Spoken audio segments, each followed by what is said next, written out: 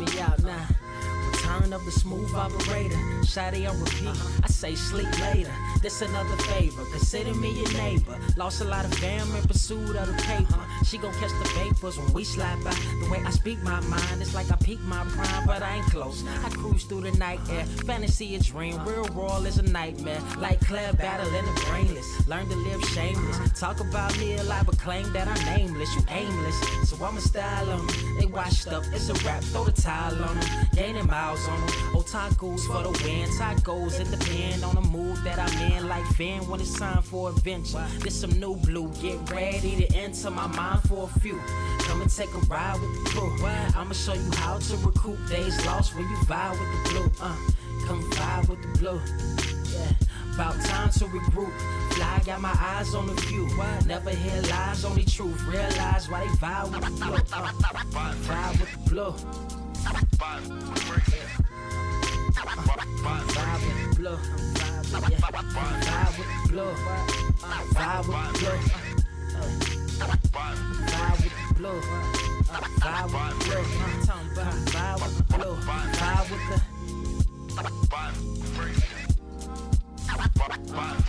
vibe with the sky. Wait, you know the rest. I'm blessed. I see you frontin' like you ain't impressed, but I still get requests. I'm playing Zelda on the GameCube. I quit spamming my music. Don't ever try forcing the links. That's a high rule. The wind waker, Mother Nature on my side too, controlling the elements. Go and check my avatar. I'm arrows ahead. Get the point. Moving forward. The battle scars accumulated over time are reminders of what I went through as a minor. But made me a grinder.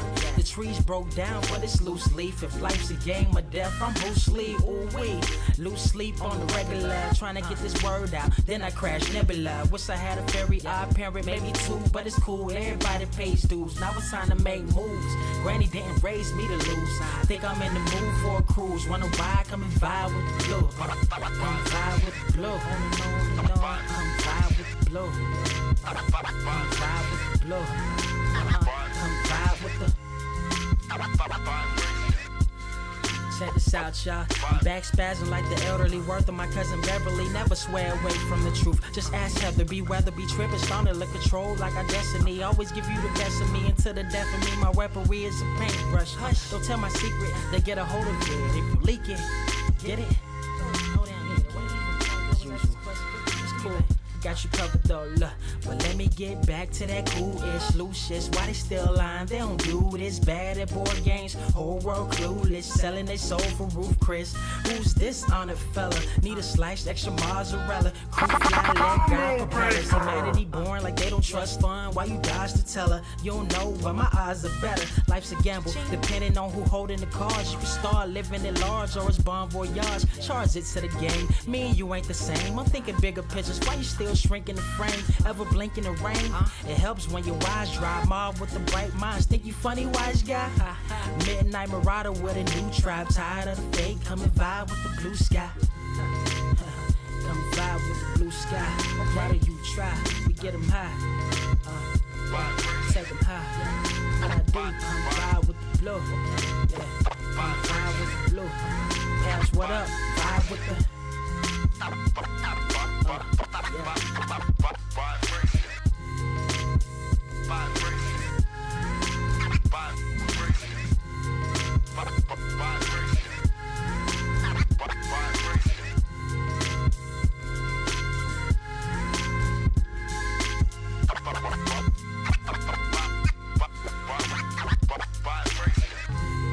Motherfucker, are you out of your damn mind?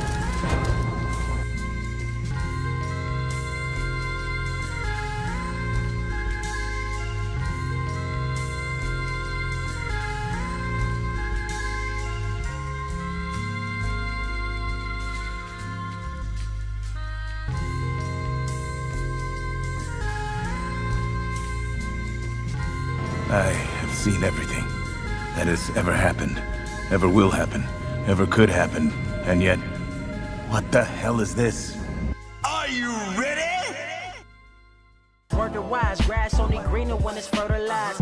Gave them truth in these songs, they prefer to lies. Destiny beautiful, adrift in her purple lies. You can't see me, you Stevie. Wondering how I reach more evolutions than Evie and make it look easy. Dream on, yeah. Dream on, dream weaver. Dream weaver. America. Good morning, good evening, good afternoon, kings, queens, and everything in between. My name is Carter, and I present to you Blerd Cave number 252, the number one comic book media news stream, whether you like it or not. We got Blerd here. He's here, rubbing his fingers together. And after the episode of the Proud Family, I have seen, depending on how ashy your fingers are with the rubbing and friction that you doing that with, you could spontaneously combust. But I hope all of y'all are doing good today. We got Poetry Media with the 5 saying he just wanted to put something on the Find Your Damn Shield Fund for Cap. Have a great show. Thank you. We plan to. You gonna catch the pod and it will be live, just to remind you guys. Blerd Cave on Spotify and everywhere else you listen to podcasts are on Sundays. Nerds of Culture is going to be today on Saturdays. Jerome, Trip Zero, Nobody Except Me, Levester the Court Jester, Witch Doctor Samurai, Miss Dalzell K. Williams, Carlos Johnson, Mailman, Nuck. How are you? I ran out of fucking breath. Hey, it ain't easy. It ain't easy. So now that I have finally caught my breath and I've said what up to everybody that is in here right now, I do want to remind everybody to please, G Martinez Mac, how are you? Hit that like button. And while you're doing that, I'm going to ask our illustrious owner of this YouTube channel, Blerd Without Fear, Ernie. Yes, sir. What you reading? A lot. I talked about this on the Nerds of Culture stream the other day, but I am reading a manga right now, pretty extensively, that I have been thoroughly enjoying, called Green Greens, which has been pretty fun and fantastic, and kind of became the gateway drug for me, as because universally speaking, I'm not a huge fan of sports anime and manga. Like, it's not to say I don't like them or that I think they're bad. It's just that they weren't things that I was checking for. Like like when Slam Dunk was a thing. I don't know if you ever heard of that one, Carter. Yes, I have. I have. Yeah. So like when Slam Dunk was out here in these streets, I was not really checking for it. Like, I mean, like, I was aware of it. I knew what it was. I knew that it was good, but I had no interest in it. Like as far as like personally watching it and or reading it. That said, because I finished Demon Slayer and I got to a very devastating arc of Chainsaw Man, I decided I wanted something different. Wanted something lighthearted. So what I decided to do is you know what? Let's take a look at these green greens. It seemed like the most lighthearted, most fun thing you could possibly bear witness to. And it is a manga about a guy who discovers that he is half-ass good at golf. He has never played golf a day before in his life. He never thought for 5 seconds he would ever be interested in golf. And then one day he messes around, some girl ends up showing him how to play golf, and he goes all in on it. And he starts to discover that, like, unlike most anime manga protagonists where he is, where the main character is like just automatically good, just automatically cold at everything that they're supposed to be able to do, he is not. He has natural ability, but that natural ability, he still has to like fine tune it. And I really like that aspect of it. So has there been any kind of like maybe hint that he might be in some future arc be caught leaving a voicemail? Hey, this is Tiger. Is there any kind of inkling that he might get got here? Forgot about that shit, didn't it? That's why your face. Well, no, it's I the real reason I laughed is because Tiger Woods actually gets referenced in the first couple of issues. Good Lord. But not in the way you think. Not in the way like it. Okay. Like, have you ever watched or read Blue Lock? Watched a little bit of it, yes. Okay, so for those who know what we're talking about, Blue Lock is a sports anime and manga as well, but it's focused on soccer. So you know how, like, they were like always referencing like Pele and Noah and like all these other folks, like actual like real life soccer players and real life instances. This manga does the same thing with like Tiger Woods and like some other because I don't know golfers like that, so I can't name any others. They even reference Floyd Mayweather. Like talking about like how much money Floyd Mayweather makes just off of like one punch. Because that's kind of like this whole like that's kind of this guy's thing. Yaisuke, I believe his name is his last name. But he is like before he discovers his talent, he is hyper obsessed with other people's talents. Because as far as he's concerned, he's never had one. So like when he sees other people who are talented, he focuses on like how successful they are, how much money they make, and like how popular they are. Until old girl basically is like, that ain't shit. And he's like, oh, well, goddamn. But yeah, that is what I've been reading that, and I also got to I can talk about this. I actually got to read the first issue of Space Ghost before it comes out. So and I can spoilers? No spoilers. I mean, I'm allowed to talk about it. David told me I can spill the beans. And this is how, ladies and gentlemen, he can stunt on me and the rest of y'all, because I talked to the writer. He told me it was cool with it. Before we even get to that part, let's stay on you with your manga real quick, because Levester the Samurai and Jamel G were in the chat. Levester, thank you for Blerd Club Gold Mine for 20 months. Ooh. They both want to know how you felt about the ending of, and according to Levester, Demon Slayer. Okay, yeah. I'm always gonna call y'all out for y'all misspell.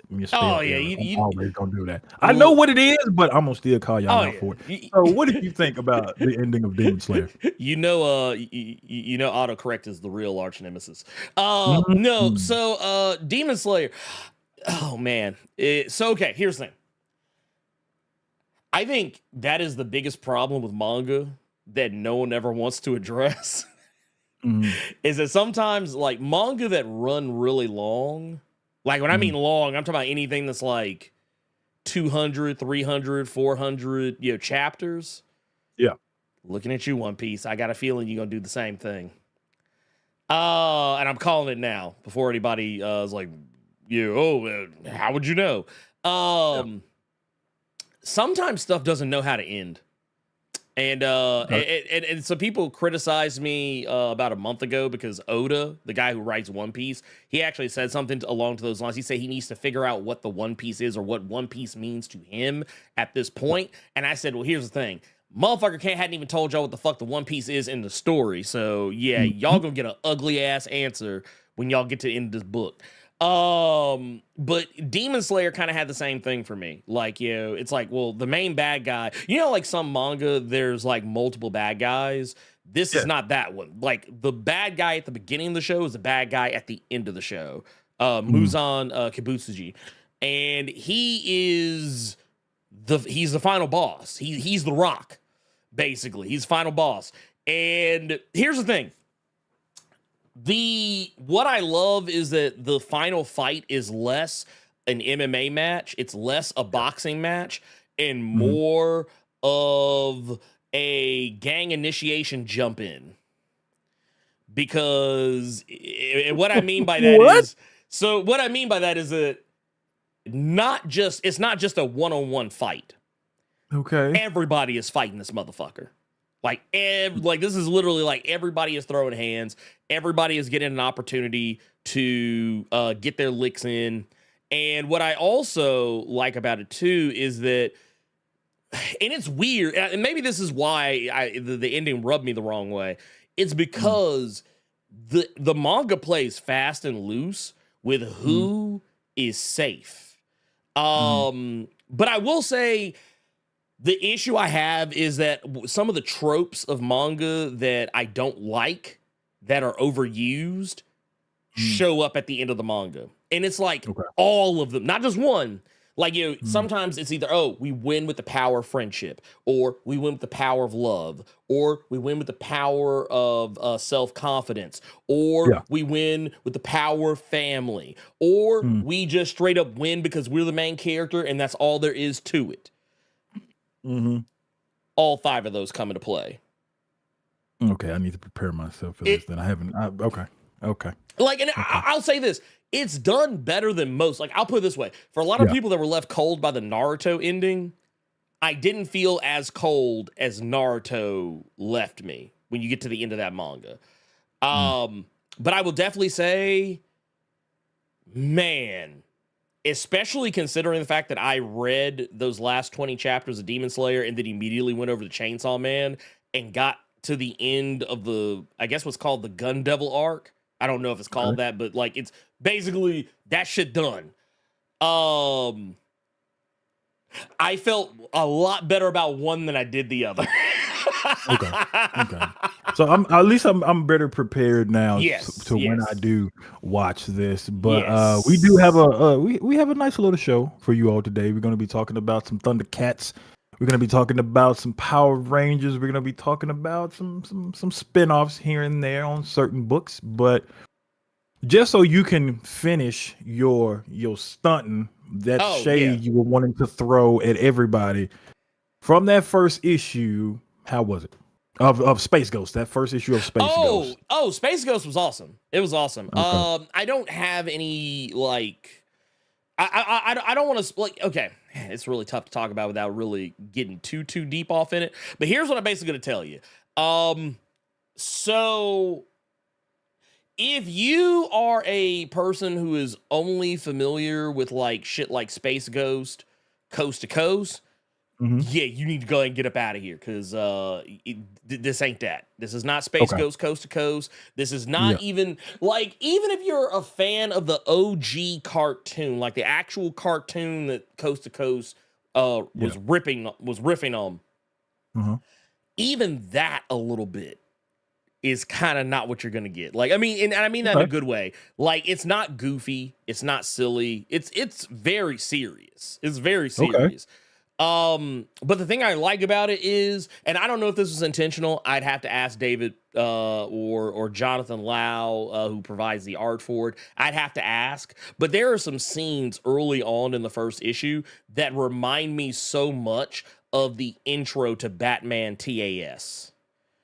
Like, and what I mean by that is, you know, like and Invincible technically did this as well, but you know, they had that one area where like it was always nighttime, and so it looked like Batman, the animated series on the horizon. There's a scene in this comic that is, you know, it's not like a whole city that's like that, but it's like the area where Space Ghost is fighting people and like, you know, stopping these criminals. It has that same vibe, like that red and black background kind of lighting. And Space Ghost is not here for the quips. He is not here for the jokes. That motherfucker is serious as a heart attack. And folks are real deal afraid of him. And you get the impression like, and I don't want to say too much about what other villains show up in it. But I'll just put it this way. If you are a fan of some of his more well-known villains, you're going to see them in a light that you're probably not used to seeing them. And without giving too much away, it's not necessarily to say that they're done less seriously. They are done more seriously, is what I mean by that. Like they will be threats. Okay. Like, I'm gonna tell you what it sounds like to me. Like, even though Space Ghost Coast to Coast came on stupid late at night. Yeah. Coast to Coast was like the day job. That's how that was his Bruce Wayne. But when he out in them streets, that's when you saw that when he sent your teeth coast to coast because of how hard he hit you. That's what it sounds to me like. Okay. I can actually show here. Wait, let me get you. Let me. Oh wow, the city he in is that dark? Nah, okay. nah, not that dark. I just had to fix a thing. But no, like this is like the type of shit I'm talking about. Like Mm. this is a type of space ghost that you can look forward to. Like you can like this is without the letters, obviously, but Yeah, like to give you an idea, yeah, this that's a motherfucker's dope shot. Yeah. yeah. Oh no, he's out here shitting on folks. He is out here smooth shitting on folks. Even the shot, like, okay, so like the shot before, like right here, like just this is like the setup. Mm, And this is in the preview, so this isn't a spoiler. You kind of already know this is coming. But like, mm. yeah, like this right here, you can kind of see it becomes hyper obvious that this is not your daddy's space ghost. And for the Jonathan Stewart just asked something in the chat. Can you go back to that previous shot? yeah. Here you go. Mr. Stewart, I think that shot just lets us all know that Space Ghost got some bodies. Just that shot. Yeah. well, okay. So you remember how supervillains in Gotham used to fear Batman? Yeah. Like now everybody run up on Batman. They don't care. Like they're like, Batman. Okay. Man, it's like I fuck with Batman on a weekend. I don't care. They like, look, I'll go to Blackgate. I'll go to Arkham. I don't care. But you remember how, like, you remember that 1989, that first Michael Keaton Batman movie where like, where Batman picked up old boy, like who was talking mad greasy about how the bat wasn't real. It's like, oh, the bat, man, the bat. Nah, that bat ain't nothing. And then Batman showed up, dude's like, who are you? Like, that's the type of fear Space Ghost puts in these motherfuckers. Like, not with his major villains, but like the henchmen. Technically, even some of like, because for those, I think the villain in this that is shooting him is Tansett. And that motherfucker is like when you see that look in his eyes underneath that helmet. That is genuine weapons grade fear. The Scarecrow ain't even fucking with that. How long is this book? So is it a miniseries? No. So from when I talked to David, he said by his words, he said he's been given a long runway. It sounds like it's going to be 12 issues to start. And if it does well, it'll get more than that. Y'all miss those days? Y'all miss those days? We'll give you several to start. Start.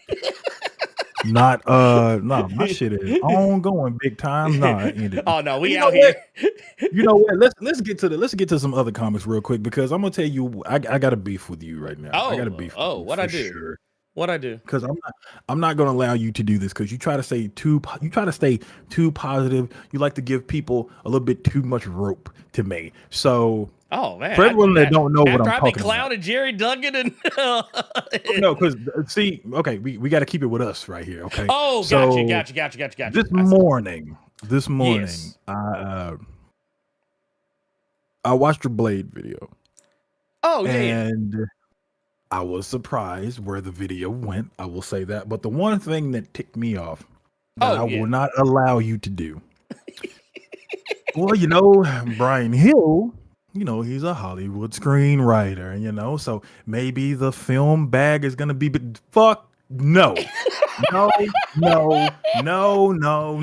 not going to give him that kind of out. No, because you tried this shit with Eva Ewing, with her Black Panther. No. It is not because they're screenwriters, so they took their ass back over there with the movies. If they could spare the time to come out with 10 issues, I feel like they could have come out with more. Cut that shit out. I think that has more to do with Marvel not wanting to do anything more than that because they think those books might not sell as well as they would want them to, or that maybe the art might be a little bit too expensive because the art for Blade was fire throughout. Oh yeah. Oh no, Lady Casagrande was on it.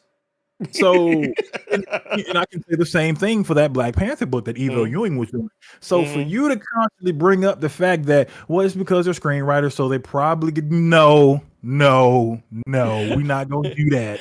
We are most certainly not going to do that. I think this was more Marvel than them being a Hollywood screenwriter. That's what I think this is. Well, it is. So, and the reason why I said what I said is because I remember Fallen Angels. And I remember why he left because Fallen Angels did not get canceled. It ended I think it got 5 or 6 issues. It ended where it was supposed to, because I think he even said as much that he had obligations that he had to go tackle. Like it's one of those things. Whenever Brian Hill's in a book, I just know it's not going to be long. I just know. And it's not, that once again, it's not a knock against him. It's kind of like there's a story we were going to talk about today, but I cut it. And that's the DC. Yeah. They're like, oh, the Penguin's ending at issue 12, and everybody's like, oh my God, Penguin's ending at issue 12. What happened? It's like, it's Tom King. He always ends at 12 with unless it's like Batman or some other major 12 issues is about all you like 12 is all you're gonna get out of Tom. On most basically things. What the dark multiverse version of Tom King is currently trying to do in Christopher Priest. He's trying to constantly have these 12 real quick ones.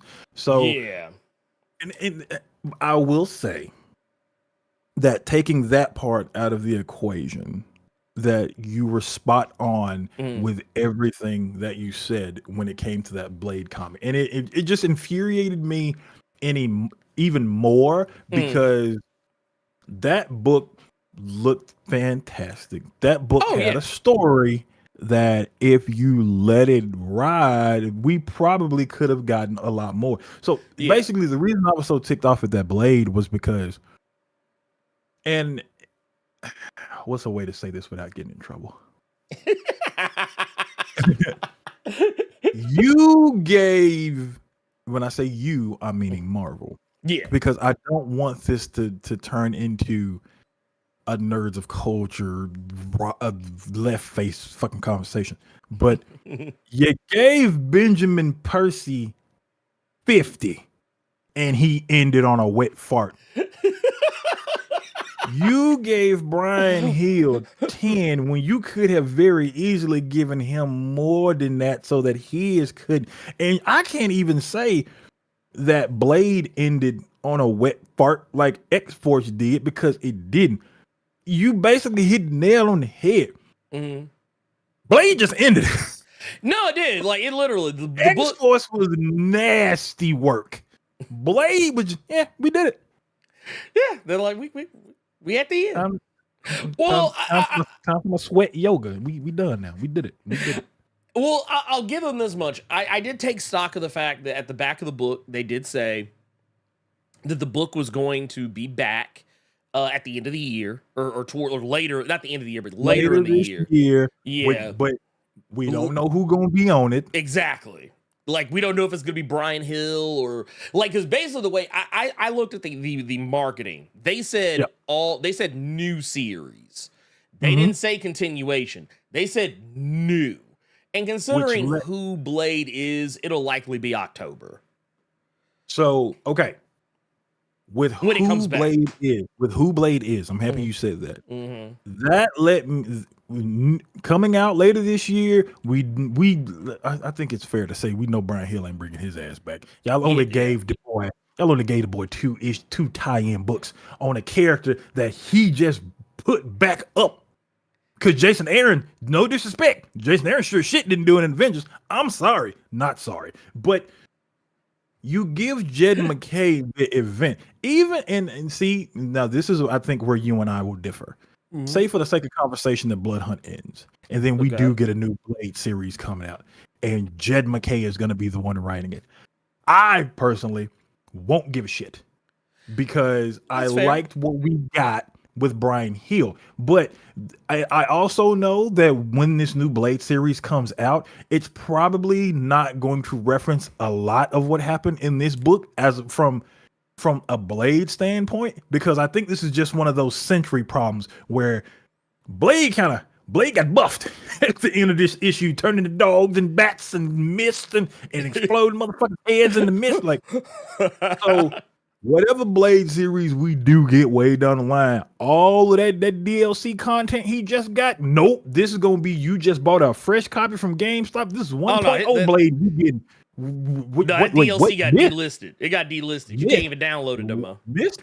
Wolves? What? And then you pulled up some shit I hadn't even seen of Jason Aaron stuff. That what now he is just graffiti when he want to be. That shit is gonna be just to the wayside. All of that is just gonna be gone. Oh yeah, no, so, that was my concern. That was my concern. So I'm leaning more towards my Spider-Man rant that I was going to record, but I stopped myself from doing it. But I don't. Let me answer this real quick. Yes, it is Dynamite Comics. Yes, it is. Yes, it is. That's really why I wanted to know. You know what? Let's bring it back to something that we can be happy about. Space Ghost. That's why I was more surprised that you said that David got a lot of leeway to write this as long as he does, because I thought it was just going to be more so the Disney villain stuff, where it was going to be a good hot couple issues, and then we're going to move on to the next one. So to know that he's going to be on this one for a little bit, I'm a little bit more excited to see where it's going to go now. Well, I mean, like I said, the wording he used, he said very generous runway, and that's basically the way I read it. I was like, because I say it because Declan used the same wording when he talked about how much runway he was given on Thundercats. Which and this is, and you know, and I know some people have probably noticed I've been very friendly with Dynamite as of late, and it's for that reason, because I feel like Dynamite right now, outside of Boom Studios, I feel like Boom Studios and Dynamite right now are some of the only imprints, only publishers that are willing to actually let people cook. Like, I mean, yeah, if a book's not selling well, they'll probably go ahead and cancel it like anybody else would, but they're a lot more willing to just be like, hey, let's see where this goes. Let's see, let's let you get started. You at least let you get a little something going, and then we go from there.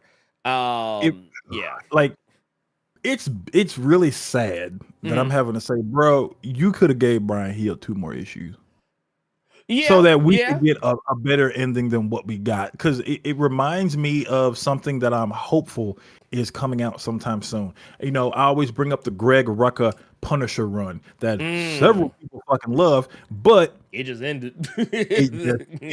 But then Marvel turned right back around and they gave him a 4-issue miniseries to wrap up everything, but it was really continuing the Punisher run currently, and that was supposed to lead into something else, but it never did. But at least he was able to somewhat finish the story almost, and that sounds so corny because of all this wrestling shit. But you could have done that with I'm gonna say Brian Hill. I'm not gonna say Evo Ewing and Black Panther just because I don't know how that book ended. That's a question more so for you of how it ended. Did it seem like not that she could have done more, but it seemed like there was more there and then she got rushed, I guess is a better question. I feel like she might have gotten rushed. Okay. I to be fair, I feel like at least with hers, it ended with a promise of something. Yeah. Hers ended with a promise of something, because when you get to the end of Black Panther number 10, they let you know what's coming. They let you know that he's going, like, that he's heading back to Wakanda proper, like to the Golden City. They let you know, which to me, I didn't think about it at the time. I was like, oh, I wonder what could be going on in the Golden City that he's going back for. I didn't even think about the fact that Blood Hunt was coming up, and that's why. Because if you look at some of the previews for Blood Hunt, they showed like, you know, because Black Panther has a book tied into it that he's gonna be dealing with some vampire shit over there.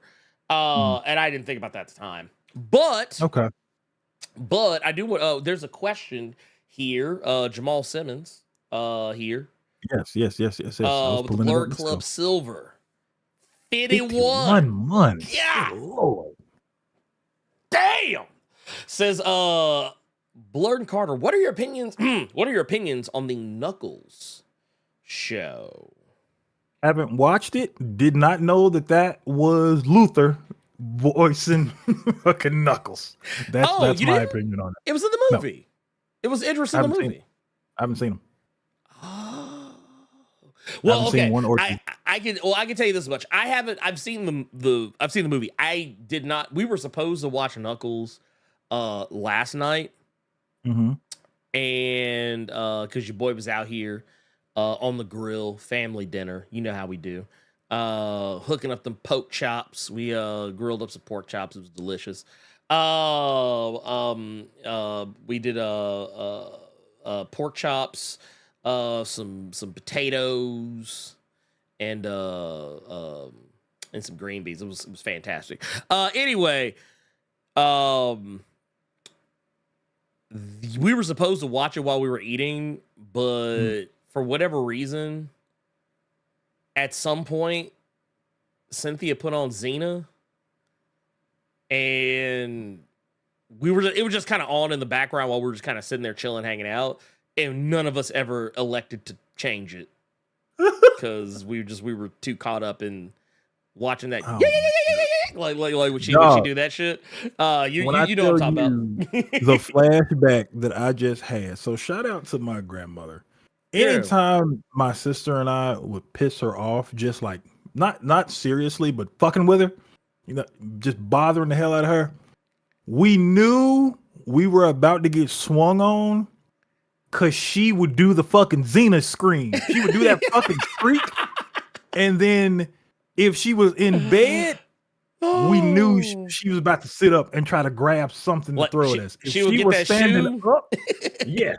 If she was standing up, she would do that scream, but then do like an ugly ass like combat pose. God damn. God damn it.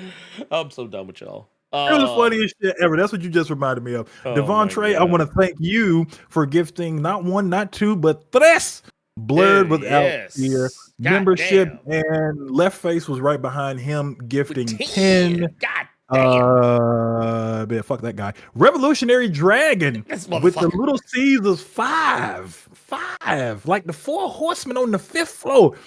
Brian Hill will be writing Midnight Suns, so he's probably not writing Blade. No, he's not. Midnight Suns isn't even a long book.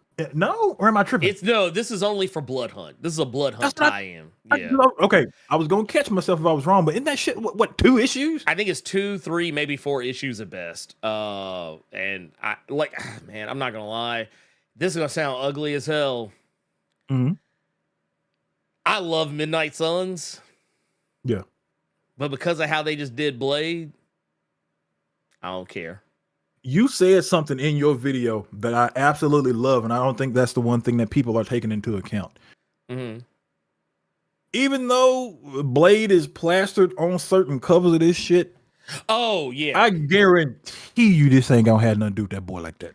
No, it's just Blade equals vampires. Everybody know Wesley Snipes. I mean Blade. Everybody know him. We all know Mahershala.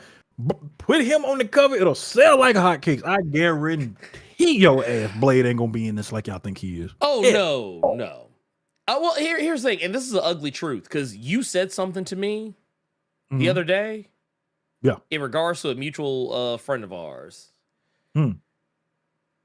That was on purpose. That shit was on purpose. You know how they were putting out all those trailers? They were marketing the fuck out of Blood Hunt. Because motherfuckers I know who do not read comics at all by any stretch of the imagination. My mama came to me. My mama.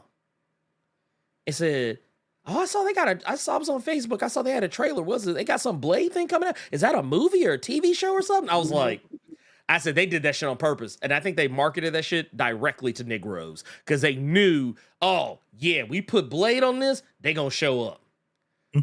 And I'm sorry, but I don't know, maybe it was a happy accident. But if that was their line of thinking, they can whole ass miss me on that shit. Especially at 59 tie-ins a pop.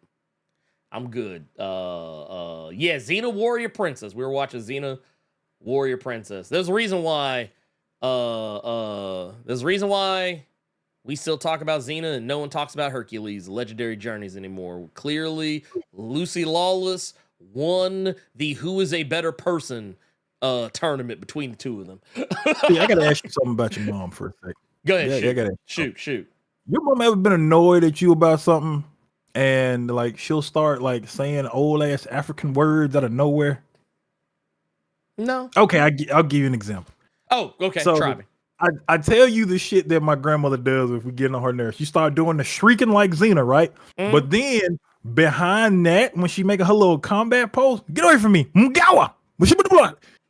How you just combine Xena and African? Wait, what? Do you just made me think about that you just? I'm not gonna lie, you just gave me an idea. So I took some. This is gonna sound like I'm just glazing up David Pepos, but some of the best advice David gave me, and it was technically he didn't really give it to me, he gave it to y'all because I asked as the form of a question from y'all, but it was actually from me. Sorry, David, if you're watching this, I set you up. I wasn't asking you about advice for writers for them. I was asking for me. There you go. I'm the man is the real monster the whole time. But no, I took his advice on something. He said, you should write something new every day. And that's actually what I've actually been taking that advice. I've been writing, like just coming up with new ideas, just random stories. And, not necessarily like fully scripting them out, like, to completion, but coming up with like this, like, okay, this happens, blah, blah, blah, blah, blah, about so-and-so character in this setting, da-da-da-da-da, and, here's kind of like a bullet point of things that could happen and then get to the end.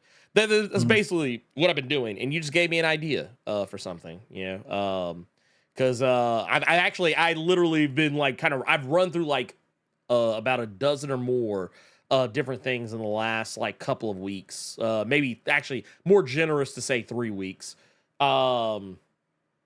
But yeah, it's gonna be good. It's gonna be good. Yeah. But no, but as far as that, my mother never did that. My mother never did that. Now I will say this: my aunt Dolly, she would speak in tongues.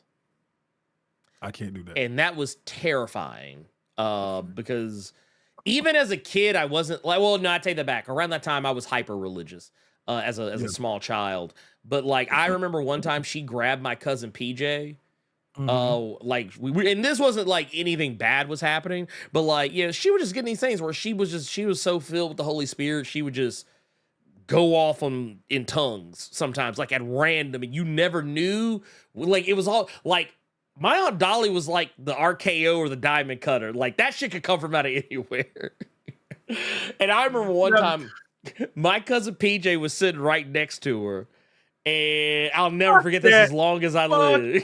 You just said somebody catching the Holy Ghost was like them catching a diamond cutter, bro. That's what you just said. Dude, I'm not lying. She would. I remember my cousin PJ. Like this is why it sticks out of my head, because I was sitting on her left, and my cousin PJ was sitting on her right, and. She started getting the spirit, and like she could have reached out to anybody, but she grabbed his leg, like right at like just above the knee, and you could see it. She was digging her long ass fingernails in his knee, and she just went hush, like it just was going off. And I mean like, and I don't mean like she just said a little bit. That woman went. She went 20 by 20 bars on that man's leg. Like just like just over and over. And like, and when it was all over, when it was finally said done, I was outside my cousin PJ, and he was telling me just how scared he was. Cause he said, I don't know if y'all noticed, but when she grabbed my leg, she said she didn't just dig her nails into my knee. He was like, she slick started lifting me up. And I was like, oh, you mean she was lifting your leg? He's like, no, my ass was about to come up off the seat. I was like, ooh, man, that was when I was like, man, maybe the spirit is real.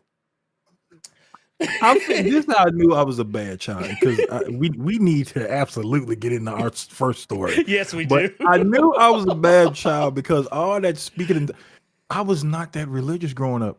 Yeah. Church for me was somewhere I could go to where I could not be bothered and could play Pokemon Red in peace. That's what church was for me, right? So anytime I saw people speaking in tongues, I just bust out laughing like, "What the hell is wrong with this person? Like, You didn't stop me from capturing my Squirtle. What is wrong with that woman down there?" That's how I know I would have never been in your house. I couldn't have been in your house because I would have been cracking up. You hear me? But with all that being said, several of us are on a first plane ticket to hell right now. Oh yeah. Oh no. I'm look. I'm heading straight there. But before we go to hell, before we go on that airplane ride to hell, Drop Combo hit us with a 49 says, "Bruh, man, Blerd speaking about Midnight Suns and not expressing how ass the man should be. Has to be top 20 anime betrayal." Well, here's the thing. I'm assuming we are talking about the X Mansion. Or that I'm assuming. But here's the thing. We don't have to worry about the mansion. The mansion is not a thing. It's not a thing. We're not going back to the mansion. Well, one person's going back to the mansion. But it ain't the team. One person's going back to the mansion. That's inmate X, because the mansion is now a prison. So if that is your concern, don't worry. The X Mansion is not going to be. Matter of fact, the X-Men are going to be everywhere but the goddamn mansion. The motherfuckers going to be in Alaska. They're going to be in the Big Easy in New Orleans. They're going to be in the Shy. Dude, damn. They're going to be everywhere but a mansion. Hell, I didn't even look to see. Kamala and them, they going to be in New York. They got NYX, baby. Jean, she gonna be in space. She gonna be out there with Space Ghost, coasting it. Nerd Large, let me explain something to you right now. What you saying? You going back to that school? No. Y'all going back to that school. I'm not touching the X book until at least one arc is done. My ass might not even come back to Marvel after them arcs are done, just because of how Superior Spider-Man went this week. My black ass is liable to stay over here with Image. Y'all keep playing with me. Let this Space Ghost come out and be off the chain real quick. I might just pack my belongings and take my ass to Dynamite. You motherfuckers are in that mansion. You motherfuckers are in that mansion. Please believe. Well, I was about to say, y'all see what they doing to the mansion here. Y'all see what they doing to the mansion. The mansion ain't the mansion no more. Look at this shit right here. Then took it over. Look, man, what? Look, they ain't fixing the Thunderbird. They ain't fixing the Thunderbird. They are breaking that bitch down for parts. Yes, sir. That motherfucker about to be on bricks. This shit has been repossessed by the government. He said it's about to be on bricks. I'm about to say the the mansion. This the X-Men's new home in Alaska. This ain't no mansion. this what kind of industrial ass Liza P room is that? That look like a Liza P dungeon, right? Well, no, it's because I think this might be something Magneto has built, because this is going to be from Jed MacKay's X-Men, where Magneto will be present. We haven't seen where exactly Rogue, Gambit, and Wolverine and them are going to be. We haven't seen that part yet. But yeah, the mansion. Look, you want to know what the mansion look like? Look, that's the inside of the mansion now. That's the inside of the mansion. Like, you might get like this is the upstairs, but like this right here, you got the upstairs. But yeah, this is a prison. This is a goddamn prison. That shit look like Shadow Moses. Hey, weapons are POS, procure on site. I hope you know CQC. It's funnier because that's what I've been playing 2 recently. I just beat 2 last night on my Vita. So I mean, look, you ain't wrong. You ain't wrong. Are they breaking the Blackbird down to make a new Metal Gear Rex? Make a new Ray? Look, it's gonna be it'll be Metal Gear X. Oh man. Oh god. Ernie, let's get to our. What do you want to talk about? I don't even know anymore. Man. Okay, Yes, I know. You want to talk about the Thundercats? Well, we're gonna talk about Power Rangers first. We're gonna get Power Rangers out the way first. So Boom Studios, they put the word out.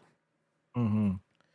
Them Power Rangers, them yeah, they done. That's a lie. For now. That's a good lie. That's that. A couple months we're kind of lacking, so let's put this out real quick, real quick. Let's get them up real quick. That shit was making too much bread for Boom Studio. Y'all, dirty moles, bro. Y'all gonna lie like that? No, they're not. So here's the thing: the current run of Power Rangers, there you go, is ending. And that is kind of sad because I thought that they were doing some pretty cool stuff. I like it when people go outside the box on some things. And that's exactly what they were doing. For those of you who have not been keeping up, Melissa Flores is the one who's been writing, I think, Power Rangers for the past year or so, maybe 2 years. Shit, I don't rightfully remember. Kyle Higgins left ages ago because he wanted to make his own Power Rangers for fucking Image, and we see how that's going right now. Well, yeah, that's another story altogether. We ain't here to talk about that.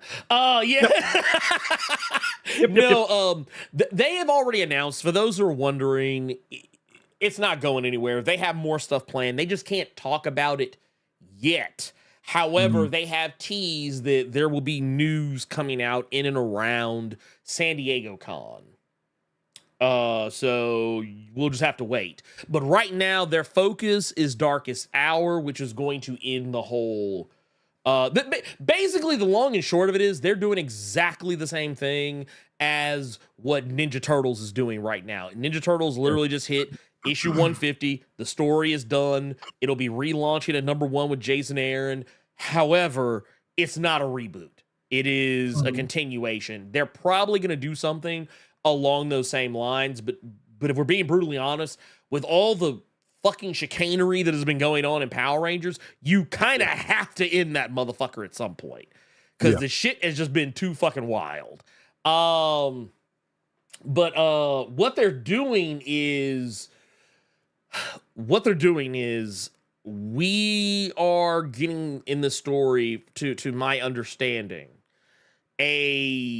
an arc where something so awful is happening that the heroes and villains of the Power Rangers universe are having to have a really, really long conversation about how they move forward.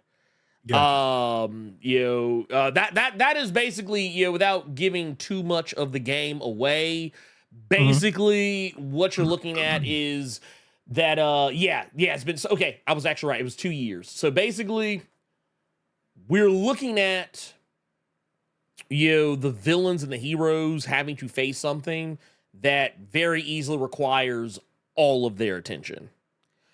This isn't going to be one of those things where, sure, there'll probably be some of the same old. But this is going to be something that, it's going to be.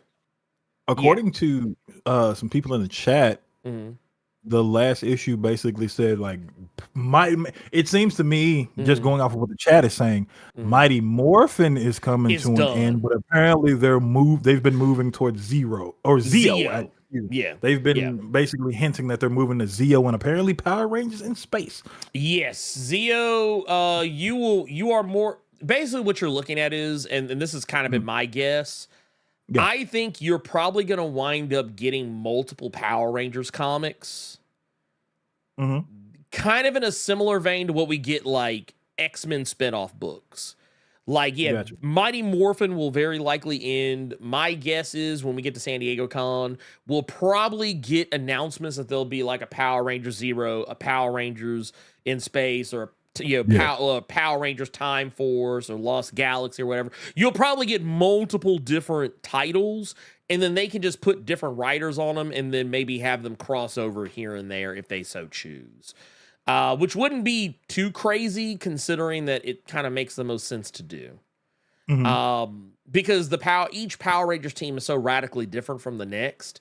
Because once you get out of Turbo, once you get out of like Turbo and oh God, what was it? I think that was it pretty much. Yeah, Turbo. That's when you kind of stop dealing with the same characters being there all the time. Except for when you go into like the later seasons where Tommy comes back or something like that. But yeah, honestly, I'm not surprised by any of this. This is I would be What were you saying? Power Rangers in Space. Yes, sir. Is the little boy from Turbo, is that the one that he went to? Because I remember he wasn't just Turbo. He went to another one after that, didn't it? Or was he kaput to Turbo? I think he was just Turbo. I swear to God, I saw him on an episode. If he showed up anywhere else, because like I said, my memory of what came after is kind of sketchy. Because after Turbo, I just kind of tuned out. Oh no! For full disclosure, I feel you 100%. Had I known, so I'm gonna sing you something real quick because I actually saw this. I saw, and this is alluding to Power Rangers. I actually saw this week, and it just confirmed it. Like, I'm so happy I didn't continue after Turbo. I just sent it to you on Discord right now. Oh, you said gotcha. Devontae said Justin was left on Earth. Thank the Lord. Yeah, he was left. I checked out after Turbo, but I saw a post somebody made on Instagram of just how trash Rocky was as a Power Ranger. Oh, yeah. And they showed that scene from the Turbo movie. Yeah. Oh, no, I remember this shit. Yeah, because this is the one where Rocky broke his goddamn back. And it still makes no sense from a physics standpoint how he did it. It was just like, honestly, it was just a way to it was just a way to it was a way to do what they were doing. Yeah, that's all it was. Turbo. Justin was only in Turbo, but he made a cameo in an episode of Space. I knew. That's what it was. Crazy. Okay, I was gonna say I have. Look, let me tell you something. I have no recollection of that child after Turbo, and I like to keep it that way. Here's my question for you for Power Rangers then. With them starting fresh, because I don't know how much of the Power Ranger stuff you've been reading. Maybe chat, you can fill us in on a lot of it, but. Are you thinking that they're trying to move toward their own original characters taking up the mantles as opposed to the tried and true Tommy, Jason, Zach, Billy, Trini, Alpha? You know what I mean? Because they have had new Rangers and And they got their version of Shield. Yeah, they got their version of Shield. That's a Ranger we've never seen either. They made fucking Lord Zed had a morpher at one point and stuff. So, do you think this is their way of them trying to put their own spin on it now that they maybe feel like we've kind of stretched the original stuff as well as it can go? I can see that. Okay. But I could also just as easily see them going back to basics. In terms of like, okay, well, let's get back to something that maybe people are somewhat more familiar with, and then we'll just do the same thing. Like, start with something familiar and then build off of that and create like a whole new thing out of it. Because one thing you have to take note of is that Hasbro is in some bad financial states right now. And for those who don't know, Hasbro owns the rights to Power Rangers.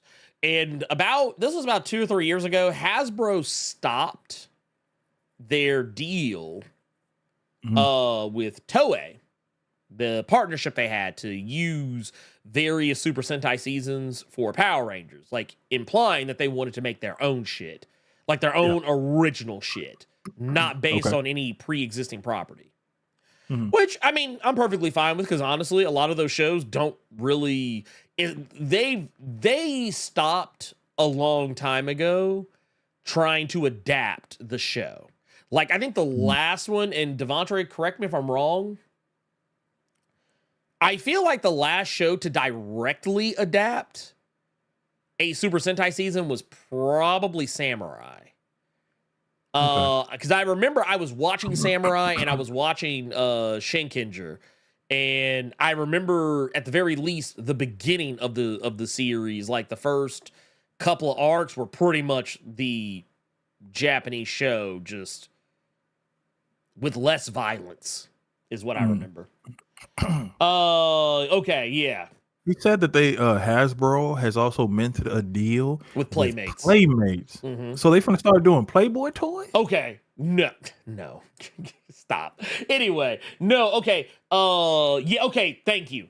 He also so Ninja Steel was the last direct adaptation. Samurai was close. So yeah, it basically what we're like, honestly, and I feel like this has been Hasbro's plan from Jump Street, is to just make original shit. But also, I know there are some people who are worried that they're too beholden to Mighty Morphin. Yeah. But I can tell you why, and it's because that's a sure moneymaker. Mighty Morphin will forever be like a sure shot moneymaker. Yeah. But I did see somebody in the chat was saying one of their original characters, Matt, is currently the Green Ranger. Yeah. And I know that like Jason, Trini, and Zach, they're like these in space Guardians of the Galaxy Omega kind of Rangers, the something Omega like that. Rangers, So that's why I was thinking, hey, fuck y'all. That shit just said Hasbro made a deal with Playmates. Don't you sit here and lie to me and act like y'all mind didn't go goddamn Playboy. Well, I just assumed. And let me be clear on something. I know that they adapted them, but I'm talking about adapting them in a way that was like, you're trying to tell the exact same story as the original show you're adapting. Yeah. Like, that's what I mean when I say like directly adapt. Like, I know because they did Ryu Soldier. They did Ryu Soldier. That was, I think, one of the last ones I remember seeing them do. But it does not have much to do with that original show, like, at all. Like Mega Force and Super Mega Force was like Go Sager and Go Kaiger, but like those shows don't have anything in common with the shows that they're adapting. That's what I mean when I say like a more direct. Yeah, there's Cosmic Fury. Yeah, so like, yeah, my thing is, I just, if they want to make original shit, like they want to make their own like straight up original adaptations with no actual ties to any pre-existing property, I'm fine with that if that's what they want to do. I don't think people will care. I think the core fan base is not going to care. I don't think they're going to care at all. But real quick, I do want to make sure, because I don't want to miss this, because we got a super chat here from Levesta the Samurai. Says, I loved, this is a $5 super chat. This is talking about the 150th issue of Teenage Mutant Ninja Turtles, which I do have a video coming out for soon. But yeah, getting to the super chat, says, I loved her TMNT wrap up talking about Sophie Campbell. It was all full circle. Can't wait to see what Jason Aaron does with the relaunch. And that's the thing. And I talked about this a little bit in the video, and I'm going to tell you right now.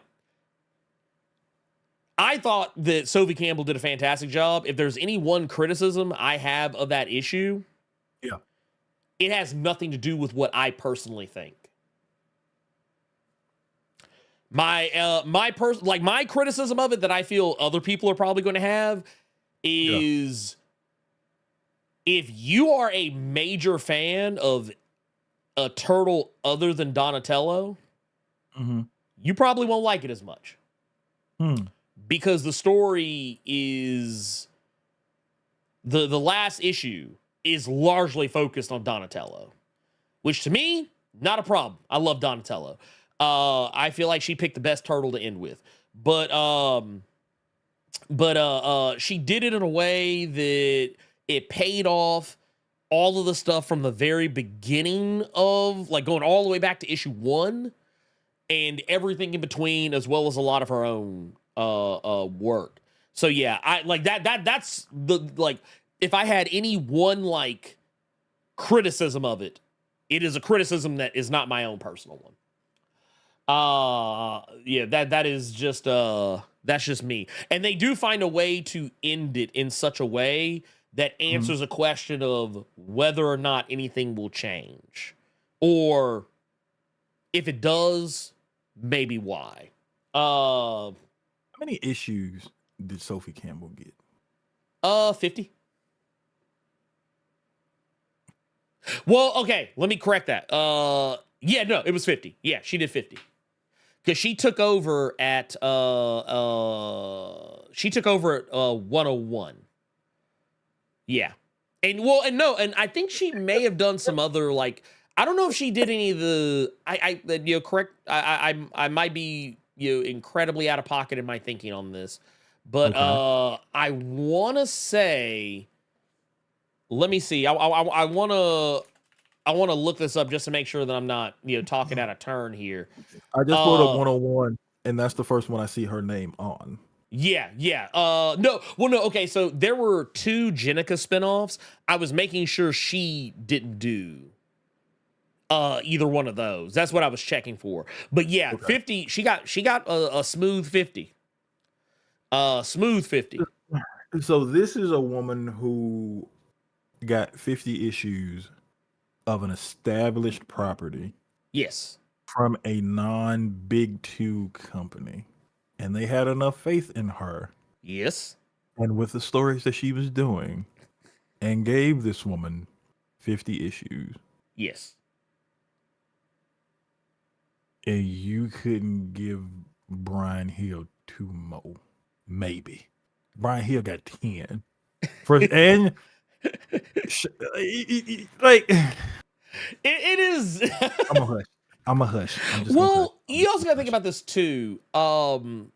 So Sophie was already doing pencils and inks on the series before she took over as a writer. She was actually going all the way back to like I think she started like in the like maybe I might be misremembering. It might have been closer to like the late 30, 40s, maybe like around the 50 range, maybe. But like she had been off and on providing art for the book for a long time, and then she took over as writer. And I'm actually kind of shocked that they didn't let her go longer. Like I was thinking maybe they would go to 200. I'm just salty, y'all. Ignore me. I'm just looking at it more so like, yeah. Look at the faith that IDW had in her. And then look what Marvel is doing with some of their writers. We ain't even just got to keep talking about Brian Hill. We can talk about anything else. Well, yeah. Dog. Bruh.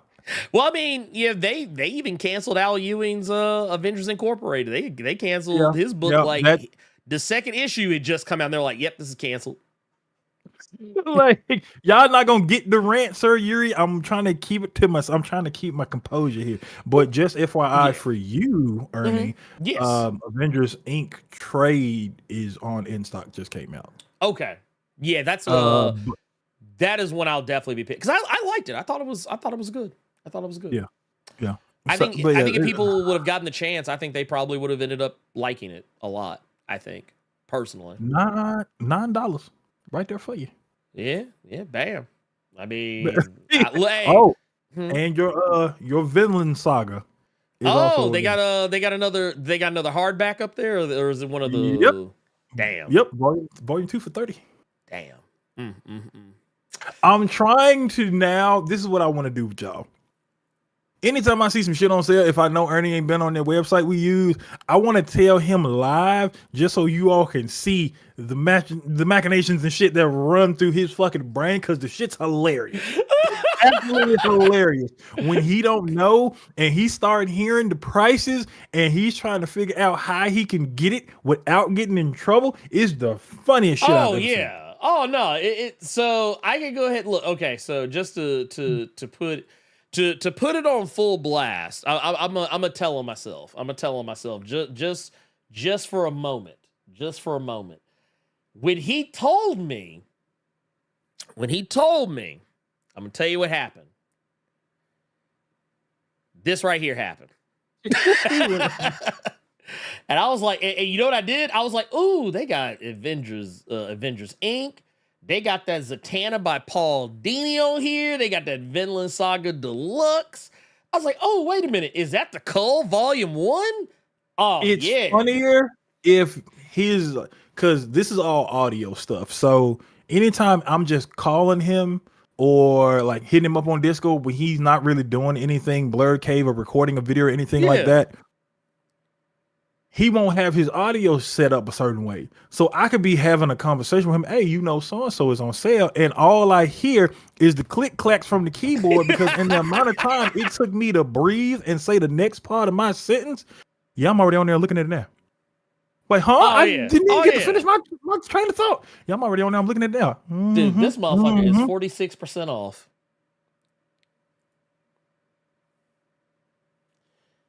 Yeah, let me go ahead and put that in the cart right quick. I mean, that motherfucker is 46% off. Don't even play with me, Carter. Do not play with me.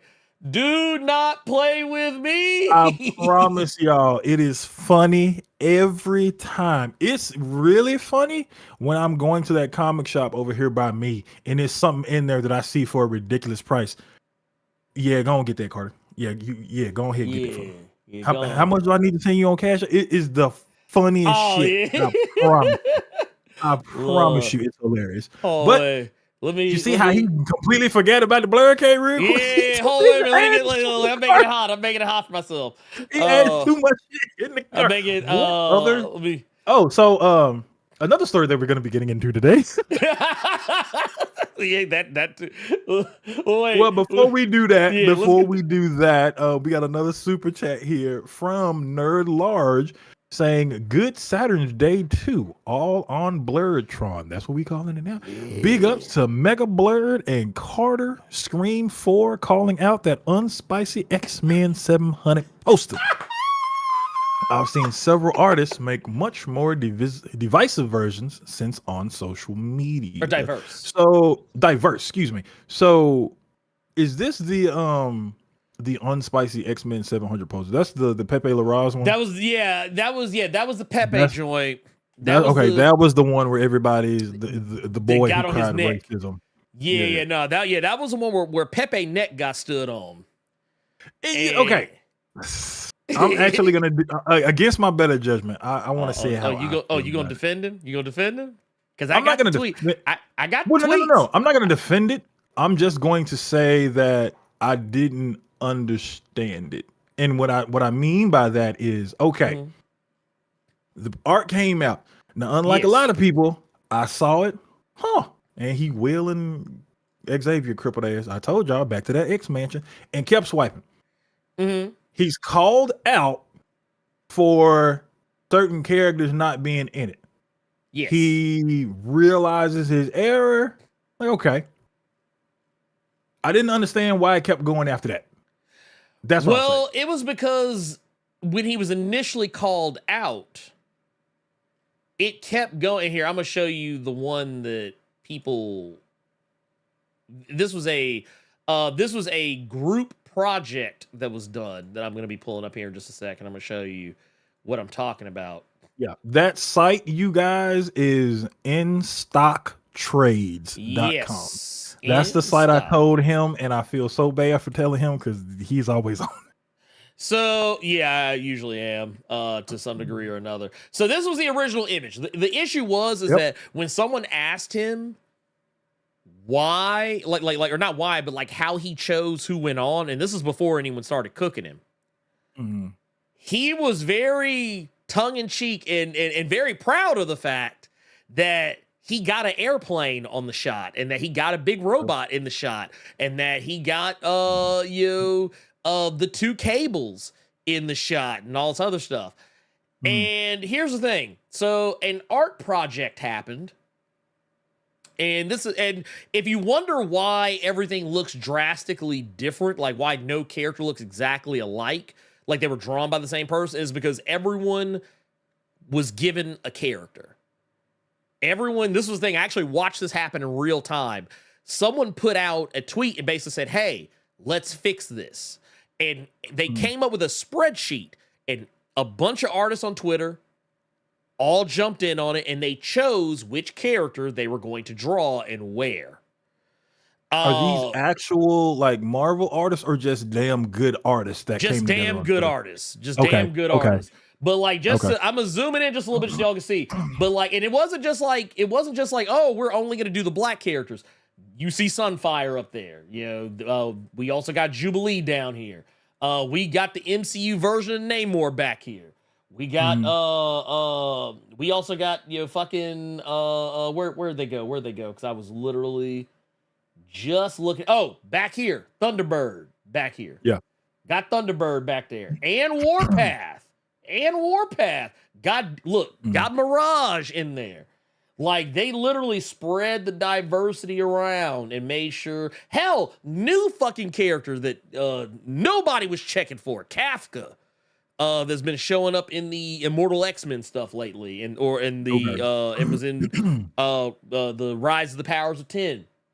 They made sure there was plenty of not just your boy Third Eye back here from the Victor Laval Sabretooth stuff. It's Sabretooth and the Exiles. They made sure everybody got a chance. Hell, they even snuck Spike's ass from that is who that I thought that was. From X-Men Evolution. They got Wiz Kid.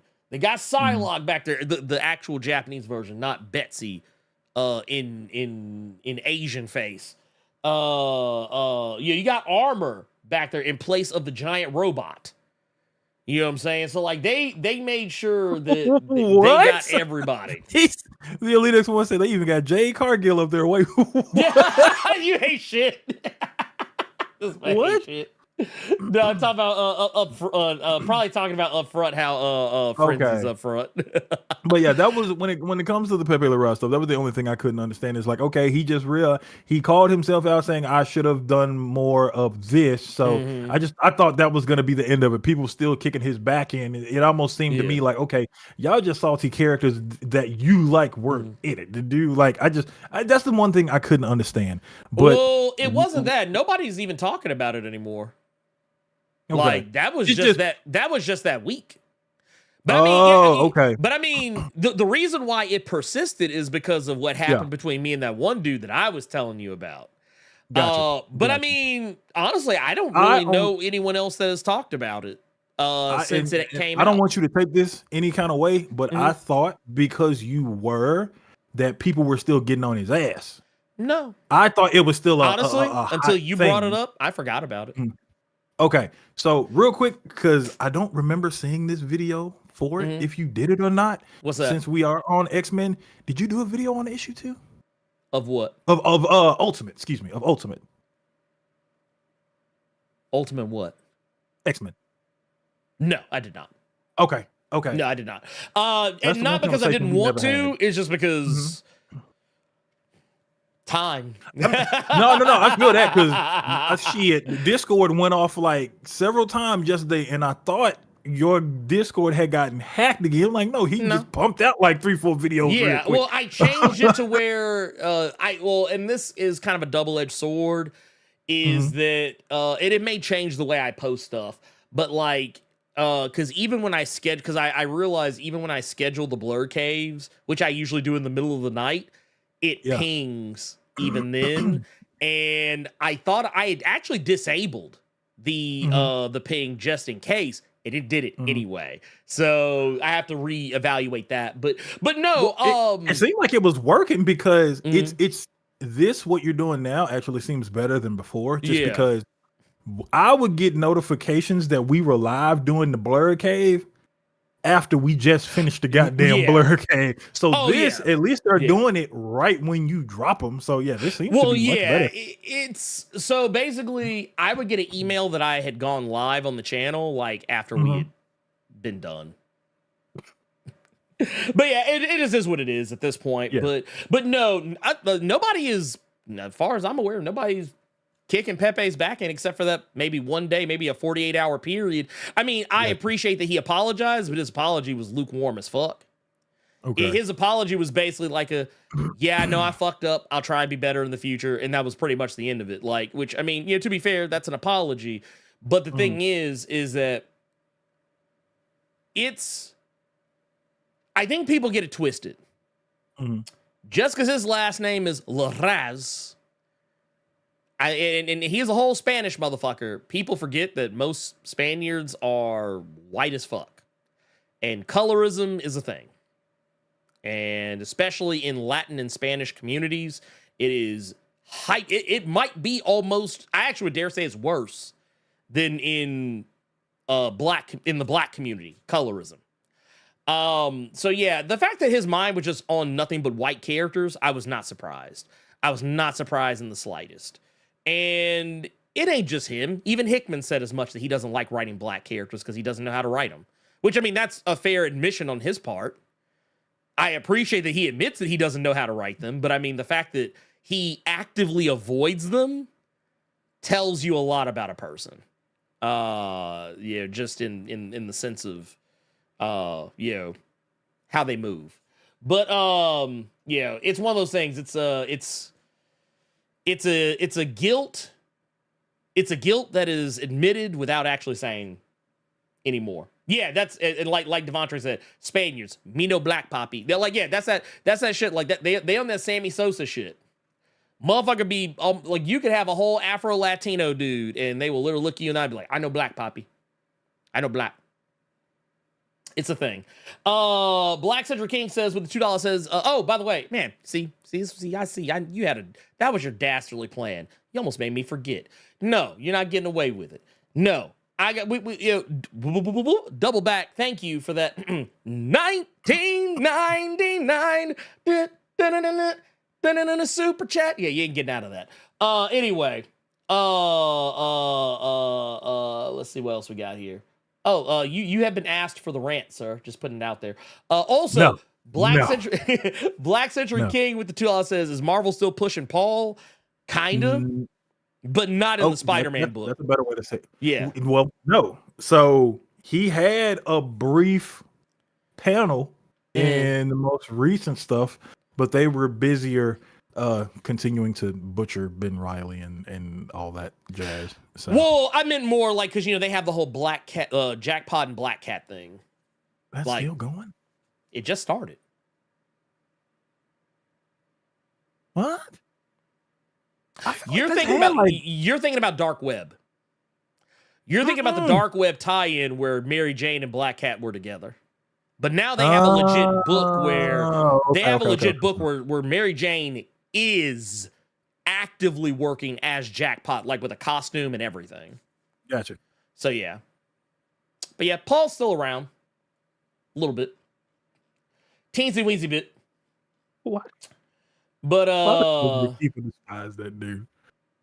You need to do because you're not the Spider-Man guy. You're the X-Men. What do you mean? Guy. I mean, I can do Spider-Man. You ought to just do a whole goddamn no, not Spider-Man, just Paul. Oh, I mean, I do Paul. Yeah, I get Paul, the most dastardly villain in Spider-Man history. But I can tell you what else is dastardly. Them Thundercats. Yeah. They are not just, it used to be just sight beyond sight, but now it is spinoff beyond spinoff. Because, how are you liking the book? Oh, I love it. I love it so far. That shit hit real good, that last issue, because it was I actually said in the video, I was sad that I forgot to ask Declan about this when I interviewed him. I meant to ask him how he planned to do Snarf. And it's one of those things, and I think it actually got brought up in the Discord. I think Elite X1 said something about it, because I brought up in my video how, even though Declan said he didn't watch the 2011 Thundercats, he has slick adapted one or two things from that animated series on accident. And one of those things is the fact that Snarf doesn't talk. Remember the 2011 series, Snarf doesn't speak. Yeah. He doesn't speak in the comic either. Oh. And the stuff that they're doing with Calica is very similar to what they did with Pumira. in the 2011 series. So it's like one of those things where even by actively avoiding something, you still wind up doing the thing anyway. Like it just it's which I mean, it's not a knock on him. I think shit. I actually think it's pretty impressive that he took two of the what I feel are some of the coolest parts, or like just cool things about that 2011 series, and put it in this without even trying.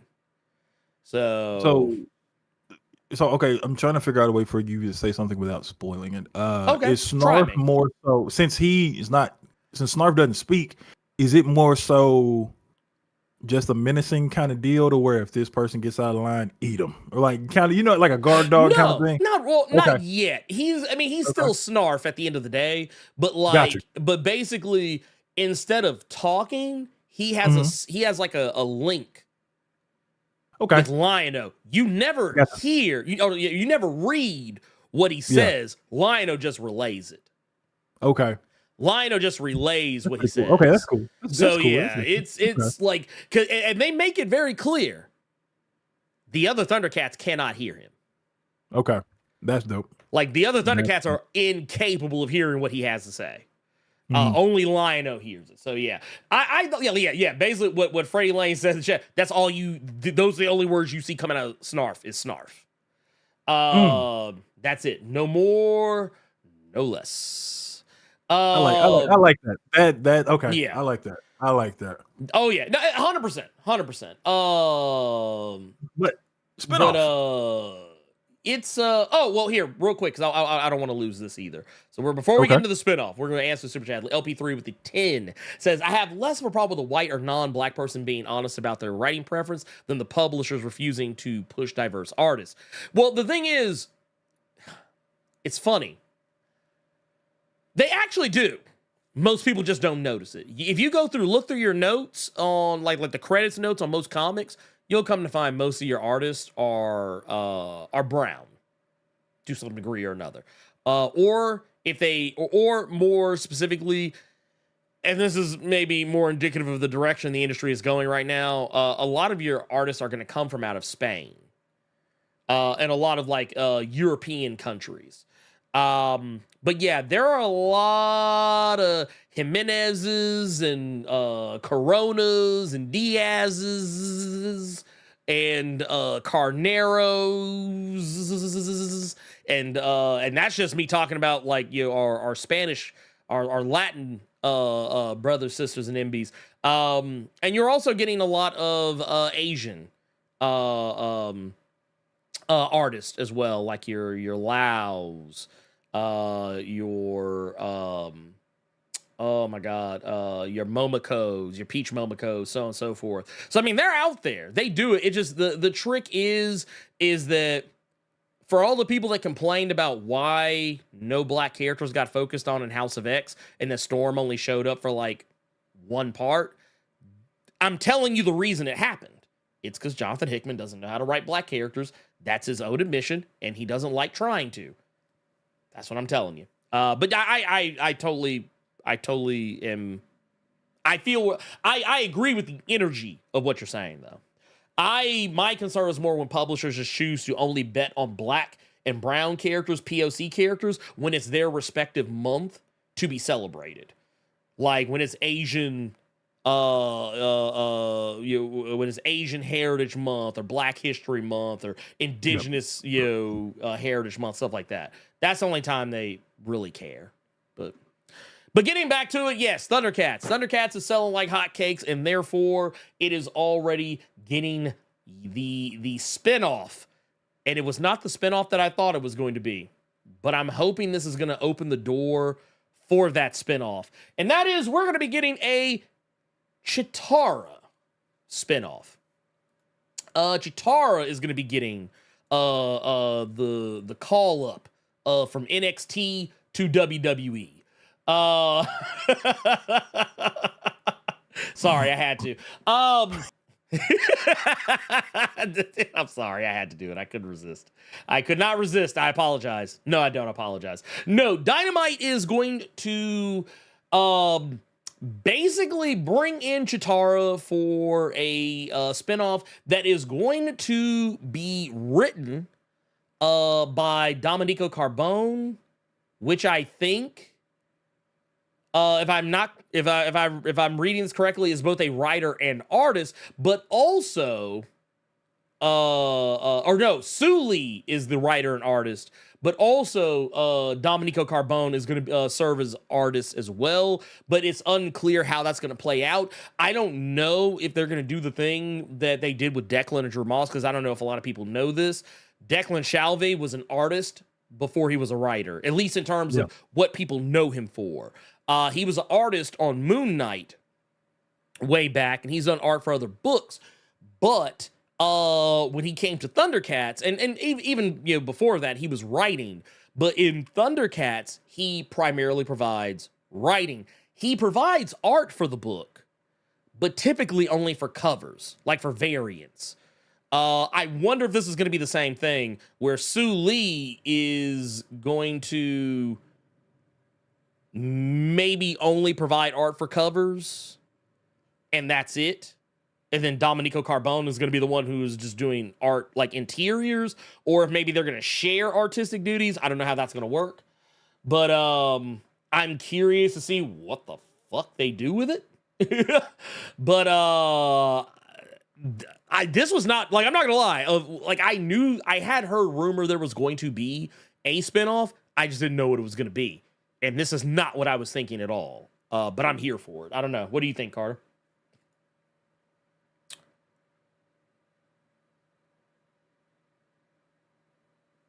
Good.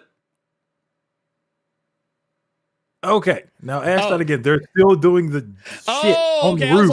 I was like, is he having a stroke? No. No. I was asking. I gave my opinion, about just my general surprise at what direction they're going. But I was gonna ask, like, what do you think? What do you? How feel you? How feel you? I mean, with everything that I've heard you say about it, and with me having the only experience I've ever had with Thundercats was that 2011 series. I didn't tune into a lot of the older stuff. If it came on Boomerang, either I would watch it or I'd change the channel. So the little that I have read of this new series, I'm all for it. I think that this is showing. See, I'm finna get mad again. Why are you about to get mad? Why mad? Because this is showing how much faith they have into this to extend it to something else. So I don't know how long this is going to last, but I will say that it really shows that Dynamite knows what they have, in the sense of you look at Gargoyles and you see how they've been doing their spinoffs with stuff. They see that there is something there that they have the button for, so now we're doing it with something else, which all in all, that is a wild cover. All in all, yeah, I think they really are going to be that guy, so I'm still like, I need to catch up on it because I want to see the Snarf stuff. Don't do that no more. We can't be having strokes on stream. I wasn't having a stroke on stream. There are literally people on my roof right now hammering and drilling and nailing shit away. So I'm muting my mic and I'm trying to not say anything or let you all hear that nonsense. But I'm down for it. I'm down for Cheetara. I was always a fan of Cheetara. You know what? Nobody get mad at me because I don't mean this as disrespect. Okay. Wake me up when we get the Panthro series. When we get the Panthro spinoff. So here's what. So it's funny you said that because, well, for one, that was what I was alluding to earlier when I said I wasn't sure, like, what spinoff they were gonna do, and my assumption was, oh, Panthro, that's easy money, and it's like, and it was like, oh, Cheetara's like, word, but you know what? I'll rock with it. That's where I'm at. I'm not mad because it's something different. That doesn't necessarily mean that we're not going to get the Panthro stuff down the line just because he just said it, I just said it. That's an easy layup. I like that they didn't go that route, but we're going to let us get you to put some respect on this person first before we go do the other thing. So, and I think they know Panthro's popular. I think they know, because even when I was talking to Drew Moss, Like he was even talking about, he's like, he knew he had to get Panthro right. Like he talked about the level of effort he put into Panthro. He was like Panthro was like the easiest and most difficult character for him to work on. So I totally, so it's clear that everyone's aware on the creative team what's important. Now I like that though. That because that shows like they want to be challenged, but also want to challenge the reader. Yes. And see what you think about this first. Like, even though your mind is so focused and intent on Panthro, do this. Open your mind up, or are you willing to open up since you see that this main title is so great? Open your mind up and experience this and see what you think about it. And then that I do like that. I like that of challenging yourself and the reader. I like that. Also, I will say this as well. I think the reason why you're probably not going to get that Panthro spinoff quickly is because of all of the characters on the Thundercats. Panthro actually gets more panel time than any of the other ones. Gotcha. Like outside of Lion-O, Panthro is the second most important Thundercat in the book. As far as like who has been depicted, like after Panthro has been Wily Cat and Wily Kit, the two characters who have actually gotten the least panel time in just the first three, other than Snarf, because he literally only showed up in just the most recent issue. But the two characters who've gotten the least amount of panel time are Cheetara and Tigra. So I actually would not be shocked if the way it goes is we get Cheetara, then we get Tigra, then we get like maybe a Wily Cat and Wily Kit, then we get a Panthro.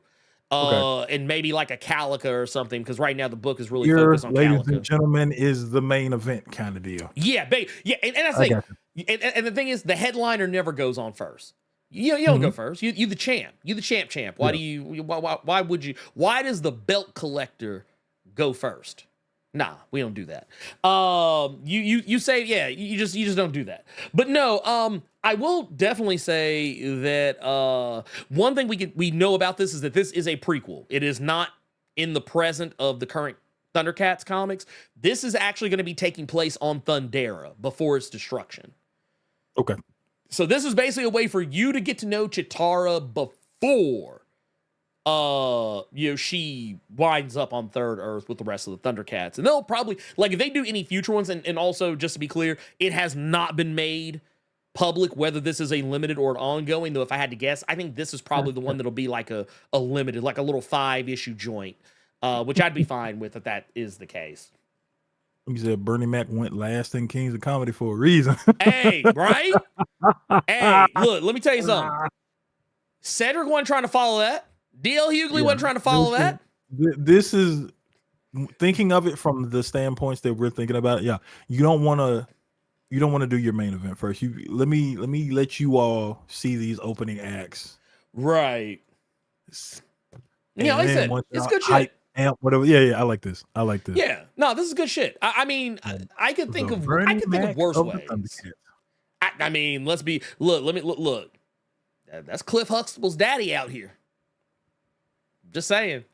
So, put some respect on it, cause man, he was out here. Cause I'm not gonna did you know that, Carter? Did you know who did the voice of Panthro back in the day? We talked about this a while back, and that tripped me out.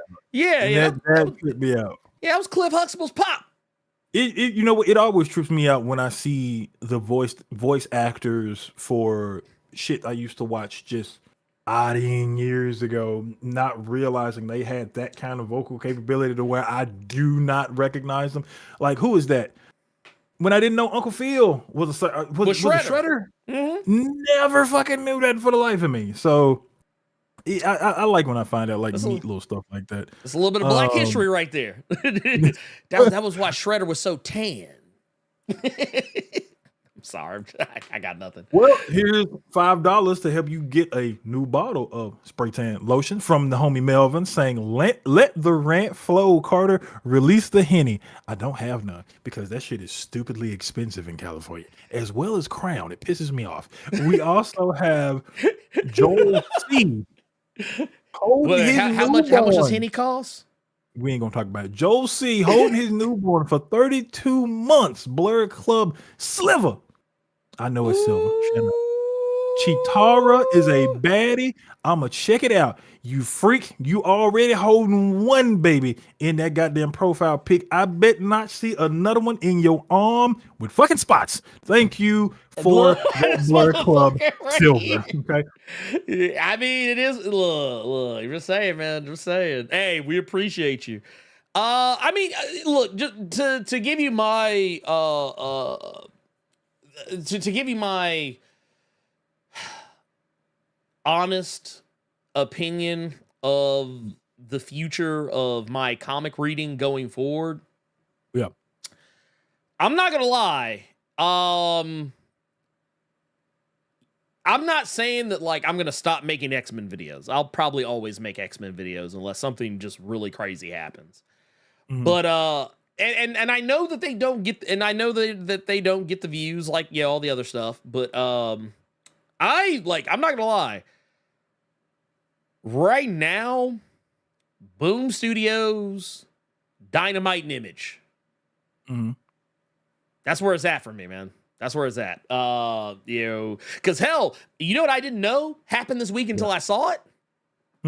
I forgot Something's Killing the Children came back this week. And Yes, I saw it. Yes, And I was like, oh shit. I was like, well, that's getting red. And you I'm put just me being on real. the book.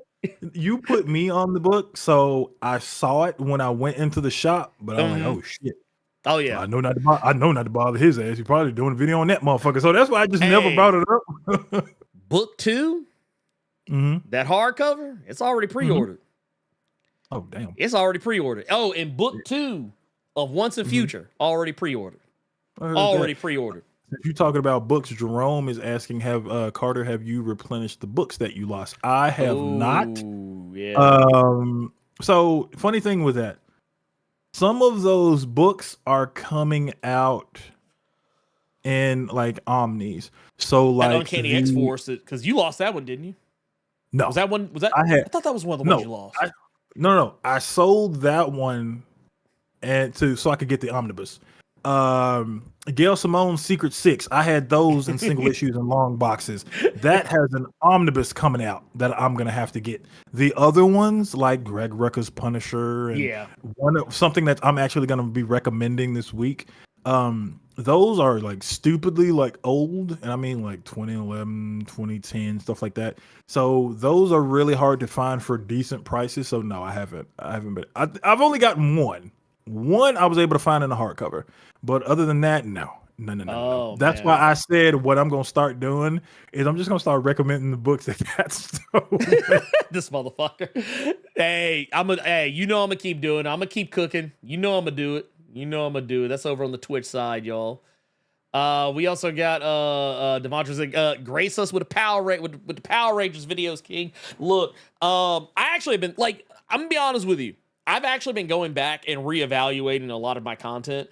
And while I don't like to do what everyone does, I have decided that y'all are gonna get more like collected edition review. And collected edition, I don't mean like omnibus, but like I've decided that like books that have been out, kind of like what I did for Local Man. To kind of give you an idea, expect a video on Philadelphia Volume 1 soon. Expect a video on maybe like a Nice House. I saw someone mention it earlier, Nice House on the Lake. Maybe expect a video on the trade for that. Maybe be the horror guy. Do that refrigerator full of heads or something. Yeah. Just like because the thing is, and I've actually been having a lot of fun with this because it's actually, to be fair, it's less work but more of a challenge, if that makes any sense. Because, and I tell you why, it's because I actually really enjoy talking about the process. You know what I mean? The process. And what I mean by that is like what I think about someone's, like I've talked about, it's not unusual for me to talk about somebody's writing. I do it sometimes, but like I've kind of enjoyed lately doing videos where like oh, I talk about the book first, like it just in terms of how it was made, like what was the art like, the colors, so on and so forth. I don't talk about letters because even something I've talked to some letterers about is that no one really notices lettering unless it's bad. And typically letterers are not bad because you have to really suck at your job for someone to notice that you've done a bad job. But I've actually kind of looking at people's art, analyzing it on a more critical level, and just especially when I enjoy it. I've enjoyed that. And talking about Philadelphia, when I was going back and editing the video last night, I was like, man, I actually really enjoyed kind of running through this. And yeah, there'll definitely be more. There'll definitely be more of that. It won't be like the all the time thing, but it is something I'm going to try and sneak in more often than not. And then going back, like I said, like with Power Rangers, there will be more Ninja Turtles videos, even though those videos historically have not done very well on the channel. I still enjoy the book. So like, it's one of those things where and maybe this is, me kind of ripping off a little bit of FD signifier, just in the sense that sometimes you have to do videos for different, things. You have to do one for the algorithm. You have to do one for the fans. You got to do, one for yourself. And that's kind of like the one for myself is like, oh, hey, if you see me do like, and I don't want anyone to get it twisted. Like, if you see me talk about something on the channel, you see me talking to somebody on the channel, it's not because I'm not, into what I'm doing. Like, it's because I'm genuinely curious. Like when I talked to Janine Atchison and Tom Snigowski about Vampirella, I was genuinely interested. And actually had a great conversation with them. When I talked to the brothers from Aquagun, same thing, which that interview I'm going to try and have that out this week. For Aquagun, Butcher of Gods. That book is off to a great start over at, and that's at Oni Press. And I still have the Elliot Kalin interview that I haven't put up yet. Elliot Kalin, he did Hades, and he's doing Hercules now. Over at Dynamite. So yeah, there's lots of people that I'm going to be talking to, and there's even some collaborations on the horizon with Dave from Comic Book Herald and Brian from Comic Book Breakdown. You're telling us a lot of what you got coming out, but you're not talking about the main thing people want to know, okay? Because several people have asked you for this before, and you basically you went off on one of your goddamn tangents and didn't actually answer the question. Are we going to get a Blerd Without Fear 2-hour, 3-hour video explaining certain comic book runs? You just brought up Power Rangers. I mean, are we gonna see once in a while? Hey, you said omnibus. I didn't say omnibus. You said omnibus. No, I said not omnibus. I said I actually didn't answer the question. Omnibus, but you said omnibus. No, so could we see? No, I said 3-hour Shattered Grid Power Rangers Blerd Without Fear video. No. What I said is smaller collections, not omnibus. I think someone might have been hammering when I said that. But no, I mean, if I did it, it would be a once in a while thing because those would take a Herculean amount of time. Like. To put it in perspective, when I do interviews, and this is just when I'm just talking to people, I don't have to do anything else but just make sure there's not a lot of pauses and gaps in conversation. Those things usually take me most of my day to edit. So imagine doing a video where, and the reason why people can get away with doing those videos is because they have people who can do them for them. But for me, yeah, that would be like that'd be like a once every 4-month deal. Like, if I'm being honest, if I did something like that. Left face is instigating right now. Devontre just said he said I just brought up Radiant Black. Go ahead and do an issue on one video on issue 1 through 24. Left face said I would love a video. Everything you need to know about the nice house on the lake. He wants that entire book 1 up until book 2 come out. He just want a long and 2-hour video. They asking for it. Yeah, that's them. Look, I tell you what. Here's the thing. If I did it, I don't. Man. Here's the thing. If I do stuff like that, I'm gonna tell you what's gonna happen. y'all will get a lot lless videos from me. like that 4, 5, now, 6 what videos. do you all say to that counter art? Because I mean, I'm just being honest. Because editing takes a long time, especially like it doesn't take me long to read anything, but like when it comes down to like putting my thoughts into like, especially for something that long, like, yeah, a lot of my videos, I don't script out. Usually what I do is I have bullet points in front of me of things that I want to hit. Like case in point, I'll give you the sausage on, the X-Men Forever video. I literally in front of me, my notes were, talk about like what's going on with the Phoenix. Talk about like how they're trying to clean up Charles Xavier and why he's doing what he's doing, and the weirdness between the placement of characters between Rise of the Powers of 10 #4 and X-Men Forever #2, because there's that point where Hope is clearly with Rachel when she leaves, but yet somehow was still hanging around after the like shit like that. And then like, yeah, maybe I think there might have been one or two other there might have been one or two other things, but like there's never like any like complete and total breakdown for a 3-hour video. Man, yeah, I'd have to script it. And then, so what he's saying is, if you all wanted a Sophie, because I see Banky keeps saying more IDW Ninja Turtle videos. So if you want a Sophie Campbell issue 51 to issue 150, he'll do it for you. But that'll be the only video you get for the rest of the month. Yeah, probably. Well, because here's the thing we also got to think about. I am also, I also have to think about, because it's not just even my personal time. It's also my creative time that I have to think about as well. Exactly.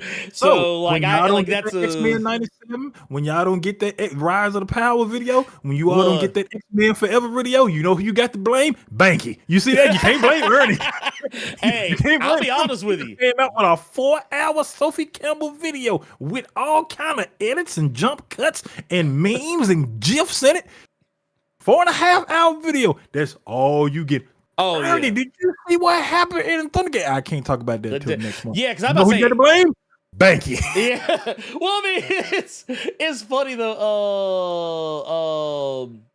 Let's see. It could happen. Well, let's see. Okay, here's the thing, and I don't want to answer this honestly because I saw Devontra put this out here. Says, what if you have effort from Tokusatsu community help? Here's where the problem is going to come in. This is something I tell everybody.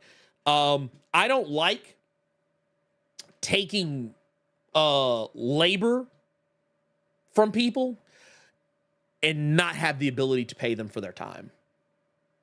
That would be the problem. And it's not that and what I mean by that, I don't want anyone to get it twisted. I'm not saying I don't want to pay anyone. What I'm saying is I do, but I can't. I would quit doing the Blerd Cave that day. How about a grilling collab with smoking and grilling with AB? I would quit that day. I promise to God, I don't even know how that would play out, but yeah, I mean, if I ever see a goddamn thumbnail talking about the Grill Masters, I'm reporting the YouTube channel and I quit. This man.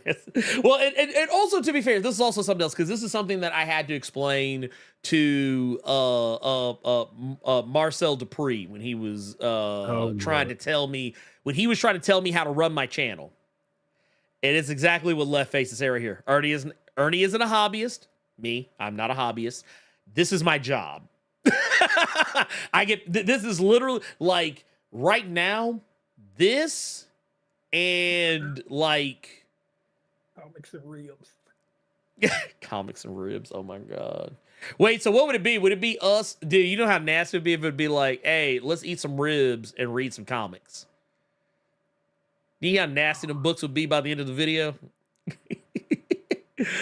You know how nasty the books would be by the end of the video. Hopefully, they wouldn't be that bad, because I'm assuming you got a little bit of class and ain't trifling, so you would have the white bread somewhere to clean your hands. Maybe, I don't know. I'm hoping. You know what we can do? I'm hoping you're not some fucking heathen. Well, no, what you could do is you could do it like Hot Ones, but instead of it being about eating spicy shit, it could just be about eating barbecue, like getting different barbecue and then like be sitting there like and just talking to like I could get like get a Rodney Barnes or a Declan Shalvey or somebody like come on and talk and talk about the comic while we eat ribs together. That could be a thing. Thing is, that would take so much effort. The comic hut. Oh my God, this man. I couldn't take anybody serious. I could not take Rodney Barnes talking about Philadelphia, but smacking on ribs. And look, I can't take you serious. You smacking with the barbecue stains on the crust of your lips, dog. I couldn't take you serious, bro. Get away from me. No, we have some wet naps. We'd have some wet naps. Blade and biscuits and gravy. So what you're saying is we would be sitting there, me and Brian Hill just sitting there. I'm like, so sitting there with sauce all around my mouth to myself. So yeah, man, what was up with that Blade, man? Why did it just end? And he just sitting there with barbecue sauce on his lips and stuff, and he just like, well, see what happened was nasty. Oh my God. I was just see one of you motherfuckers like you trying to ask him like, yeah, how did the idea for Savage Dragon to be in the book come up? How did the idea for you to bring Blackia in the book? And then the camera just cut to him with the toothpick in his mouth, getting that pork out his teeth or something. I would stop watching. Look, you could call it like I comic. would actually stop watching. You could call it comic book Q or CBQ or comic Q. Morphs mashed potatoes. Ooh. Wait, can we do Gambit's beignets? Can we do that? Oh God. We can. Oh my Lord. What we can do is talk about Dietrich Morton's $5 super chat right now. Just do a 3-hour video about something and do it in the monotone of Tyrone Magnus. No one would ask you to do it again. Yes, I'm trolling. So here's the thing about that. I was at work. How is Tyrone Magnus still catching shrapnel out here after Thursday? Okay. I'm at work, y'all, and I'm just looking around on my phone, and I see that he is live streaming. I didn't click it. My mouse scrolled over, and all I saw was Vincent D'Onofrio from Full Metal Jacket and Tyrone with this goofy ass look on his face. And I just removed my mouse and closed YouTube. I don't want to know what the context was, why it was on your channel. We was talking about the shape of his head.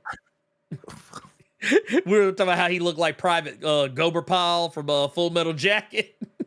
I did not understand nothing. I just see Pile on the toilet grinning, and then I see this unga bunga look on Tyrone's face. I don't know the context of nothing. I just said, okay, well, no. I don't know what Ernie doing over there, but let me go back to sending this email. Well, no, we were roasting him because like he been doing X-Men 97 like reaction like or reviews or whatever, and his commentary is so fucking basic and dumb. Okay. He tries it's like he tries so hard to try and convince you he actually reads comics or that he used to read comics. He's like, oh, you know me, I used to be a collector. Like, get the fuck out of here. You don't even know. Like, dude didn't even know who the fuck Bastion was, and that's his time frame. If he is a comic reader. What the fuck did you be? Okay. Yeah, exactly. No, he was about how much, I didn't really read X-Men, but I read Spider-Man. I like Spider-Man because he was red. And I was like, all right. I was like, okay, get the fuck out of here. I was like, the thing, you know what? When I looked at his channel, I was like, man, this dude got over 1 million subscribers, and his videos act like he only got as many as I do. Okay, all right, let's get up out of here. Not the Nightwings. This man said Nightwing. Wolverine's hot. Okay. Yeah. You know what? You getting 5 minutes. Hot claws, hot fries. you getting 5 minutes in the hole. That's where you going. Yeah, I just Wolverine's Canadian chili. Yeah, I'm done with y'all. Y'all doing too much. Y'all doing way too much. So Freddie Lay here with the 1 month in the Blerd Club Gold Mine says, I wish someone would write Plastic Man the way he's supposed to be written. It's been a hot minute. I'm trying to remember the last Plastic Man I think I ever read was Gail Simone. I think, yeah, it was Gail Simone. Okay. Yes. Put me on game.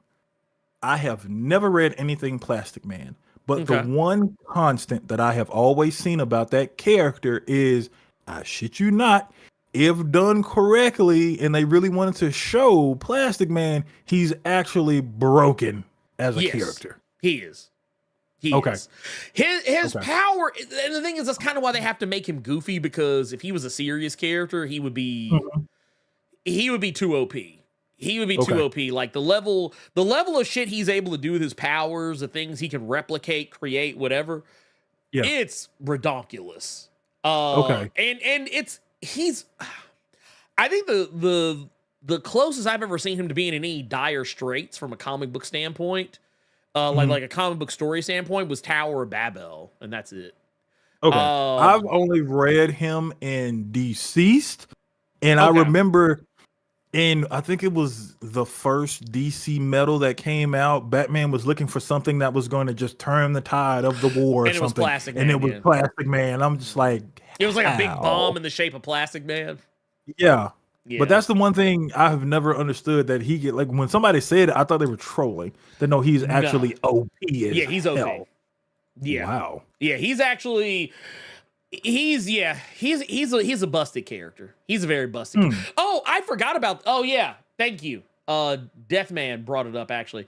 How do people feel about him in the Terrifics? I liked him in the Terrifics. He wasn't overused in the Terrifics is the issue that I think some people might have with him, because the book, while it's basically a version of the Fantastic Four, but like with Mr. Terrific and then later Ms. Terrific being a part, like being a thing, it was one of those deals where they kind of were, you had like Metamorpho was your Ben Grimm, Plastic Man was your Johnny Storm, and if you can't tell who Mr. and Ms. Terrific would be in that group, I don't know what to tell you.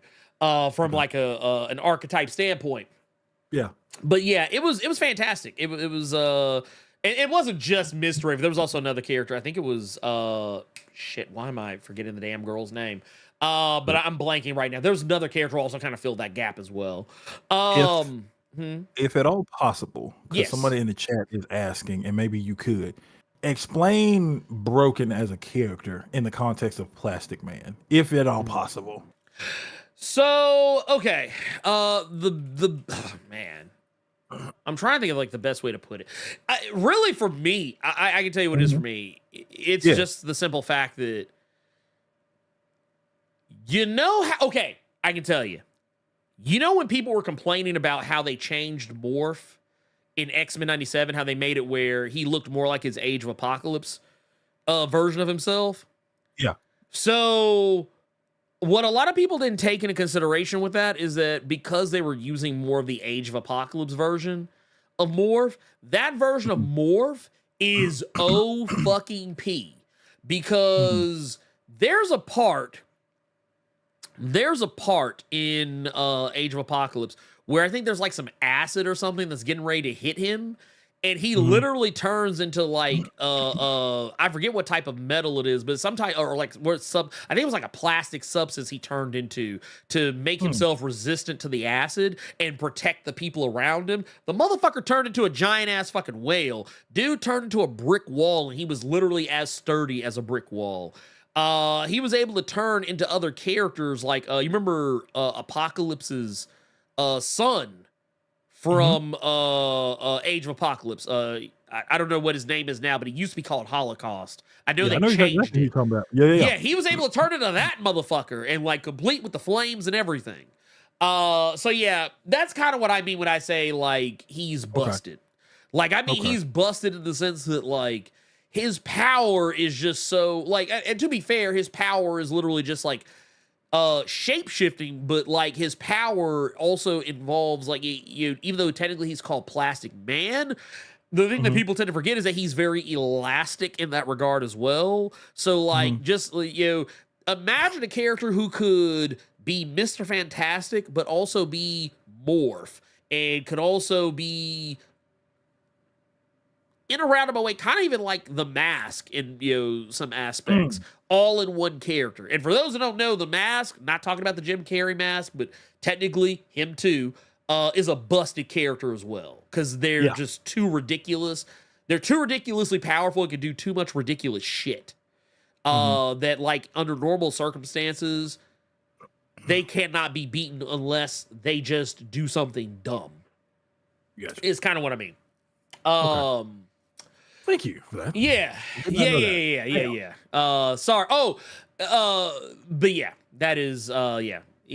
Basically, his physiology as a whole makes him, just, because you think about it, like, if your body is rubber, that means every aspect of you is rubber. So, like, that means that you're incredibly difficult to hurt. Like, you're effectively immortal at that point, unless someone can turn your powers off. Gotcha. But yeah, let's get to our. We still have one more thing we still have yet to get to. I want to get to before we get too far off in the weeds. You know, we start doing well on time, and we go off into rabbit trail land. We got a new comic coming by way of Chip Zdarsky. Yep. Some of you, I know Carter, because Carter, you were the one that put me onto this one. Was Public Domain.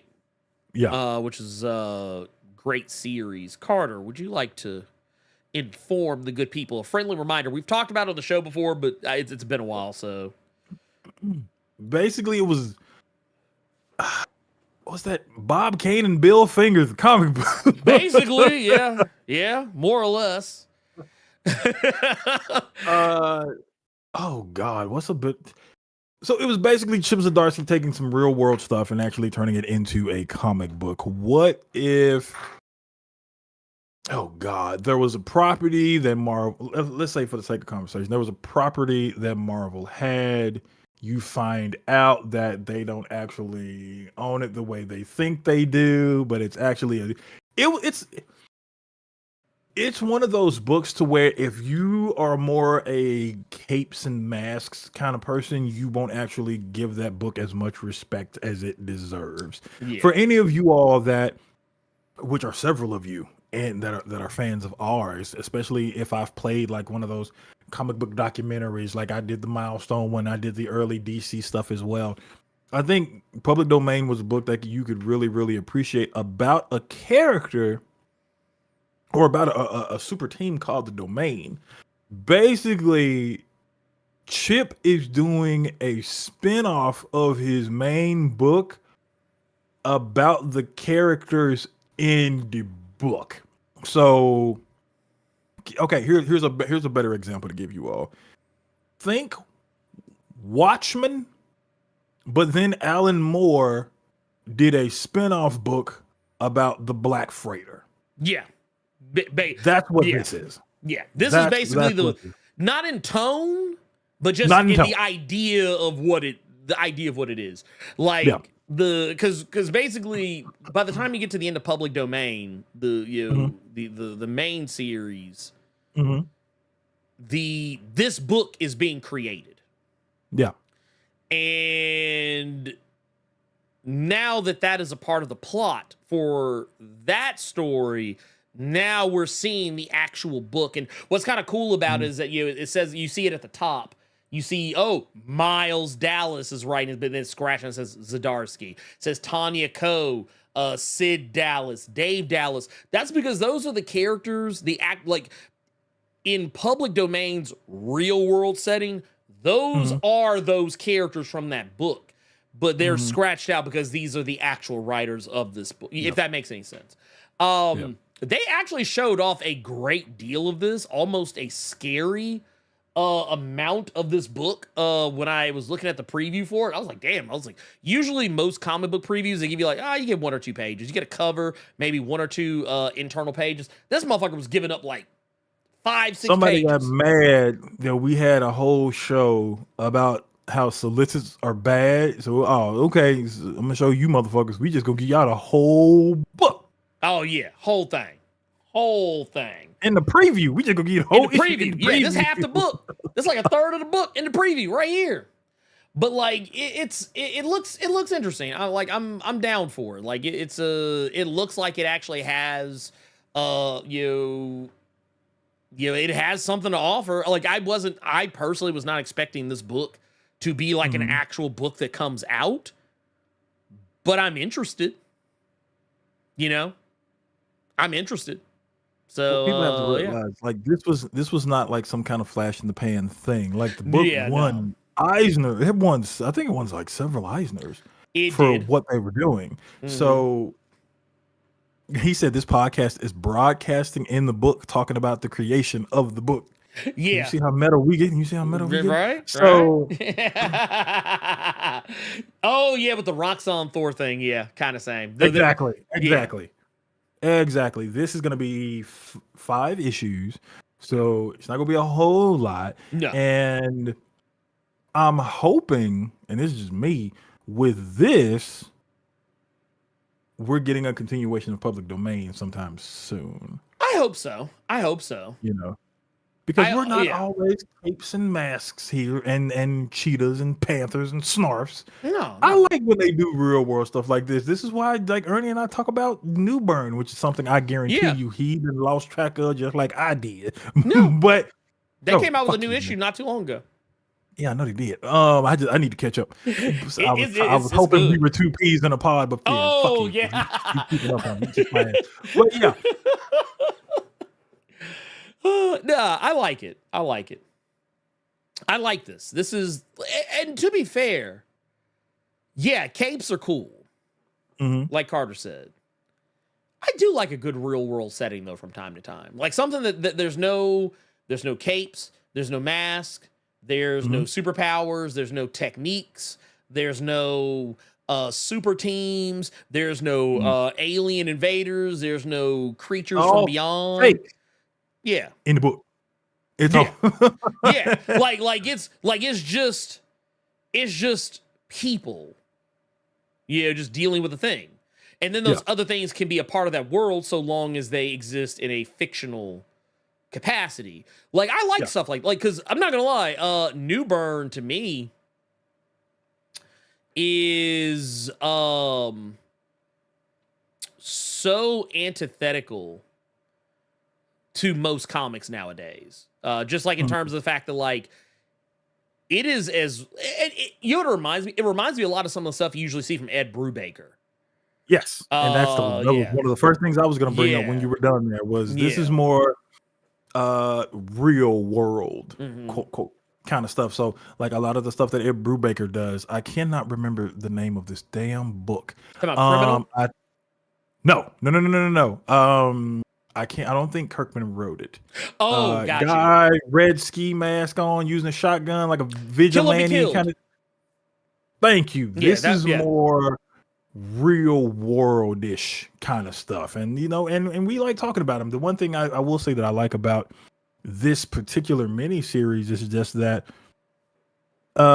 Chips Darcy got interviewed about this, and he said that when I realized that my characters from public domain would be creating a new superhero comic, I just knew I actually had to make the comic. Yeah. So that just let me know that he still has ideas about that world, about those characters, to the point where he's having ideas about the characters of the characters, talking about the character of those people's characters, while also still having several other books that he's doing as well. So that just kind of shows you to like how his mind operates, that your mind is thinking that meta about this when you also got these Marvel characters that you having to come out with, when you also got these DC characters you having to come out with, when you also got other Image stuff coming out with. So that kind of stuff is working on a lot. Yeah. So just to be thinking about the character of the character, writing those characters from that, like that is nutty. Yeah. And honestly, nutty. Chip is the perfect guy for it. Because I feel like Chip is such a, I don't want anyone to take this the wrong way. Chip is such a non-serious person. Like he's such an unserious person that like, it makes sense for him because he doesn't take himself too seriously. He is a funny guy. He's a joker. Just in the sense of like, if you ever you see when he does, he occasionally does videos on his own YouTube channel, or like when he's on Stegman and Friends with Ryan Stegman, or you just see him on social media. Guy's a goofball in the funniest way, in the nicest way humanly possible. Like he's the type of dude that, like, honestly, like, I feel like the whole time I'd be like, man, I'm about sick of your ass, and like, because I'd be laughing so much. I'd be like, man, get like, man, go somewhere with you. Crazy motherfucker. But no, that's the type of guy Chip Zdarsky is. But yeah, like you alluded to, he's been doing Batman. He's been doing Avengers Twilight, which is about to wrap up. He's doing New Burn. He did, he's working on this, The Domain, on top of Public Domain, and he's got a few other books out there that, because I think, doesn't he have? Or no, I think that other Batman thing had wrapped up, but I know he's got some other stuff that's, like, he's also working on, like, simultaneously with all this other stuff. So yeah, and this is a busy guy. Has the 6th issue of Public Domain coming out in July as well. So just to be able to get this little 5-issue out of there, like, this one's coming out, I think the first issue of The Domain is coming out July 10th. And then the 6th issue of Public Domain is going to be coming out July 3rd. So to have two books going out at the same time, one that's in the universe of the other one, yeah, it's messing with my head a little bit. You know what I mean? It definitely is something to keep that all of that together and to not diminish Batman, Avengers that you just named, right? New Burn, like, that is nutty to me. It is. It's definitely something that I honestly would not have guessed, personally. Like, I would not have. I would not have guessed Chip would be trying to do all this. Like, I'm impressed because, complete and total honesty, it's a challenge for me, as a person. It's a challenge for me. Like, as a person who is, writing a. Full disclosure, there's the comic that the main comic I've been working on, and then there's, like, a kind of manga style deal I've been working on the side, like, kind of separate of that doesn't have word one to do with the other thing. And it actually helps that the two stories are so completely different from one another. But, like, I could only imagine, like, and I think that's probably why Chip does so much radically different stuff, is because it's probably a lot easier to keep all that shit separate. And then you just take into consideration some of the other little, like, bullshit stuff I was mentioning earlier. Like, all of it is stuff that is, like, radically different. Like, none of it's stuff that's like, oh, hey, this is another superhero, or hey, this is another crime noir, or this is another super. Like, it's like, no, each of the things that I have been doing lately, like for my Ed little Brubaker, like all like, and here's the thing, I got to give props to Ed. I gotta give props to Ed, because that dude is so dialed in on crime noir. Like, like crime noir, political thriller, spy thriller. That is Ed Brubaker's playground. That's why he was so good on Captain America. Even if it's the same thing, it is totally not the same thing. It is not. Yeah, like, I got you. Yeah, because his Killer Be Killed versus his Criminal versus his what was it? There's another one he just came out with recently. Where the Body Was, I think is what it was called. There is Velvet. There's, I think he did Fatale and Reckless. None of those stories have anything one to do with one another, but they are the same. Yeah. They're the same type of story, but at the same time, they're still not the same story. And as impressed as I am with Chip Zdarsky, I'm equally as impressed with Ed Brubaker. Because I'm like, dude, I don't know how you don't get this shit mixed up. Frey Lane, you ain't shit. That's why he's on right one called Doo-Doo Man. If you are serious, I'm gonna need to see that.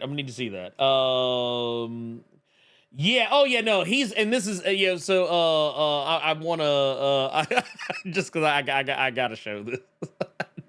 Doo-Doo Man. Oh, but yeah, no. Lisa Zdarsky is definitely probably using Milano and or Story Plotter. No, I 100%. If he doesn't, I need to know his secret. If he is not, let's see, and let's see. Oh, there's a lot of diversity on the cover. Man, look. Oh, yeah. That was, yeah. Like I said, and not even forced. Because there's still a white dude on there. Whole white man. We got a $10 super chat here from Paris Yule says, good afternoon. I appreciate the recommendation for the nice house on the lake. Do y'all have any other recommendations from Tenny? And otherwise, I love the consistency and intensity from this community. Here's the thing. Here's what I'm gonna tell you. If you, and I'm pretty sure I'm willing to gamble Carter will probably be in the same boat as me on this. I would recommend if you liked his nice house on the lake, if you have not already read Something's Killing the Children, I highly recommend you do so. But if you have already done that, I personally am a fan of his detective comics. Which I only got all of them. Yeah, look. So there you I go. only got all So of them. look right there. You've already so that's already a good answer right there. I would also say because I'm actually trying to think about some other stuff he's done. I know World Tree is just wild. I don't even See, I can't tell anymore if I'm reading it because I'm more focused on that story, or am I more so just want to see what this crazy naked white lady is gonna do in the next issue? Yeah. I mean, it might be a little bit of both. I could honestly see it as a little bit of both. I would, you know what I forgot? I forgot he wrote Batman Eternal. He did right there. Yeah. He also did Red Hood and the Outlaws, which is why I did not like James Tynion for a while. That was how I was introduced to James Tynion. Was he took over for Scott Lobdell, and I thought it was trash. But yeah, he did. He did the last 10 or so issues. He did the last 10 or so issues of that run, if I remember correctly. But yeah, the detective that Ernie is alluding to, it's out in an omnibus. It's called The Fall of the Batmen. If you're looking for it all together. Don't do what I did and try to find separate hardcovers because it is a pain in the ass. But once you find them all, so good. Yeah. But yeah, Batman and Robin Eternal as well. I forgot about that as well. Yeah. Now I haven't read this one, but I know several of you all have recommended me to get it that he also writes. I gotta look it up again. I'm happy I'm on in stock. It's on my wish list. Oh, Department of Truth.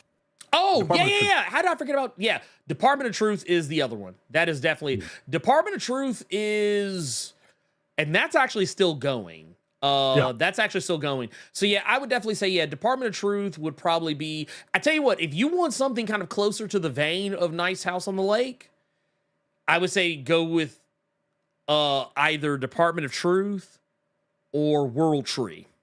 World Tree is a bit different, but I mean, just in terms of like not being Cape related, not being a typical Cape comic. But if you just want to read a good ass fucking story, then yeah, I would highly advise his detective comics, his Batman Eternal, Batman and Robin Eternal. Those are all chef's kiss. Chef's kiss all the way across the goddamn board.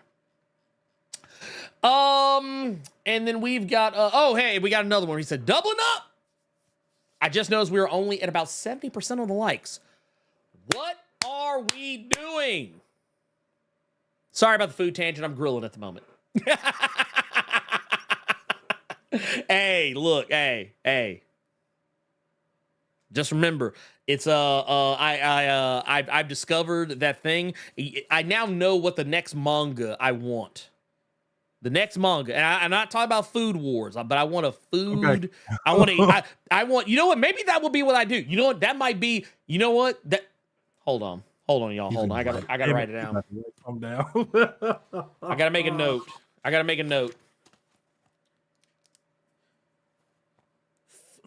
Cooking manga one shot about grilling. Because I'm gonna tell y'all something, because we're about to get into our we're about to get into our next thing here. I will definitely say. Oh wait, I gotta read this. Jonathan Schwinn said, I finally read Far Sector. I wasn't disappointed. Man. Bruh.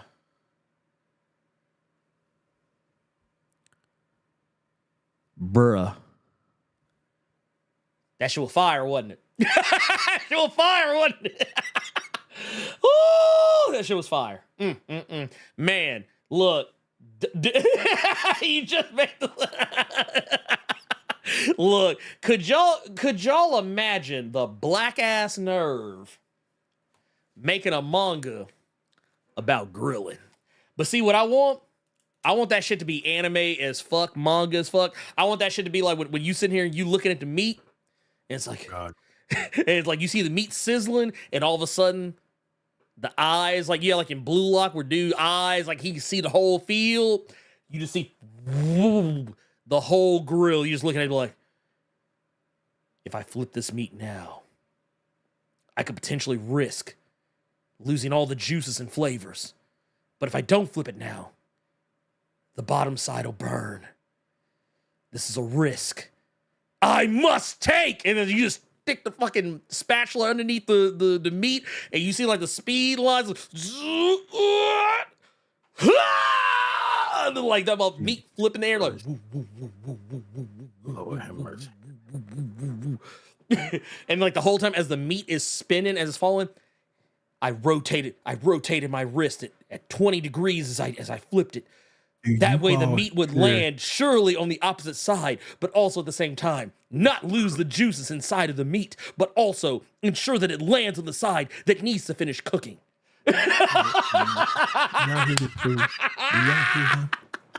Oh, man, look. Your boy is out here. I'm just saying. Anyway, moving on. My recommendation for this week. My recommendation for this week is you know what? I was actually talking about it earlier, but I want to reiterate it because I loved it that much. And I think that some of you probably already watch it, but or read it for that matter. But I mean, in any case, I think either is a good usage, of your time. But I have become a huge fan of the anime Blue Lock. I actually started reading the manga first, but when I realized that the anime was already out, I just went ahead and just jumped over to the anime.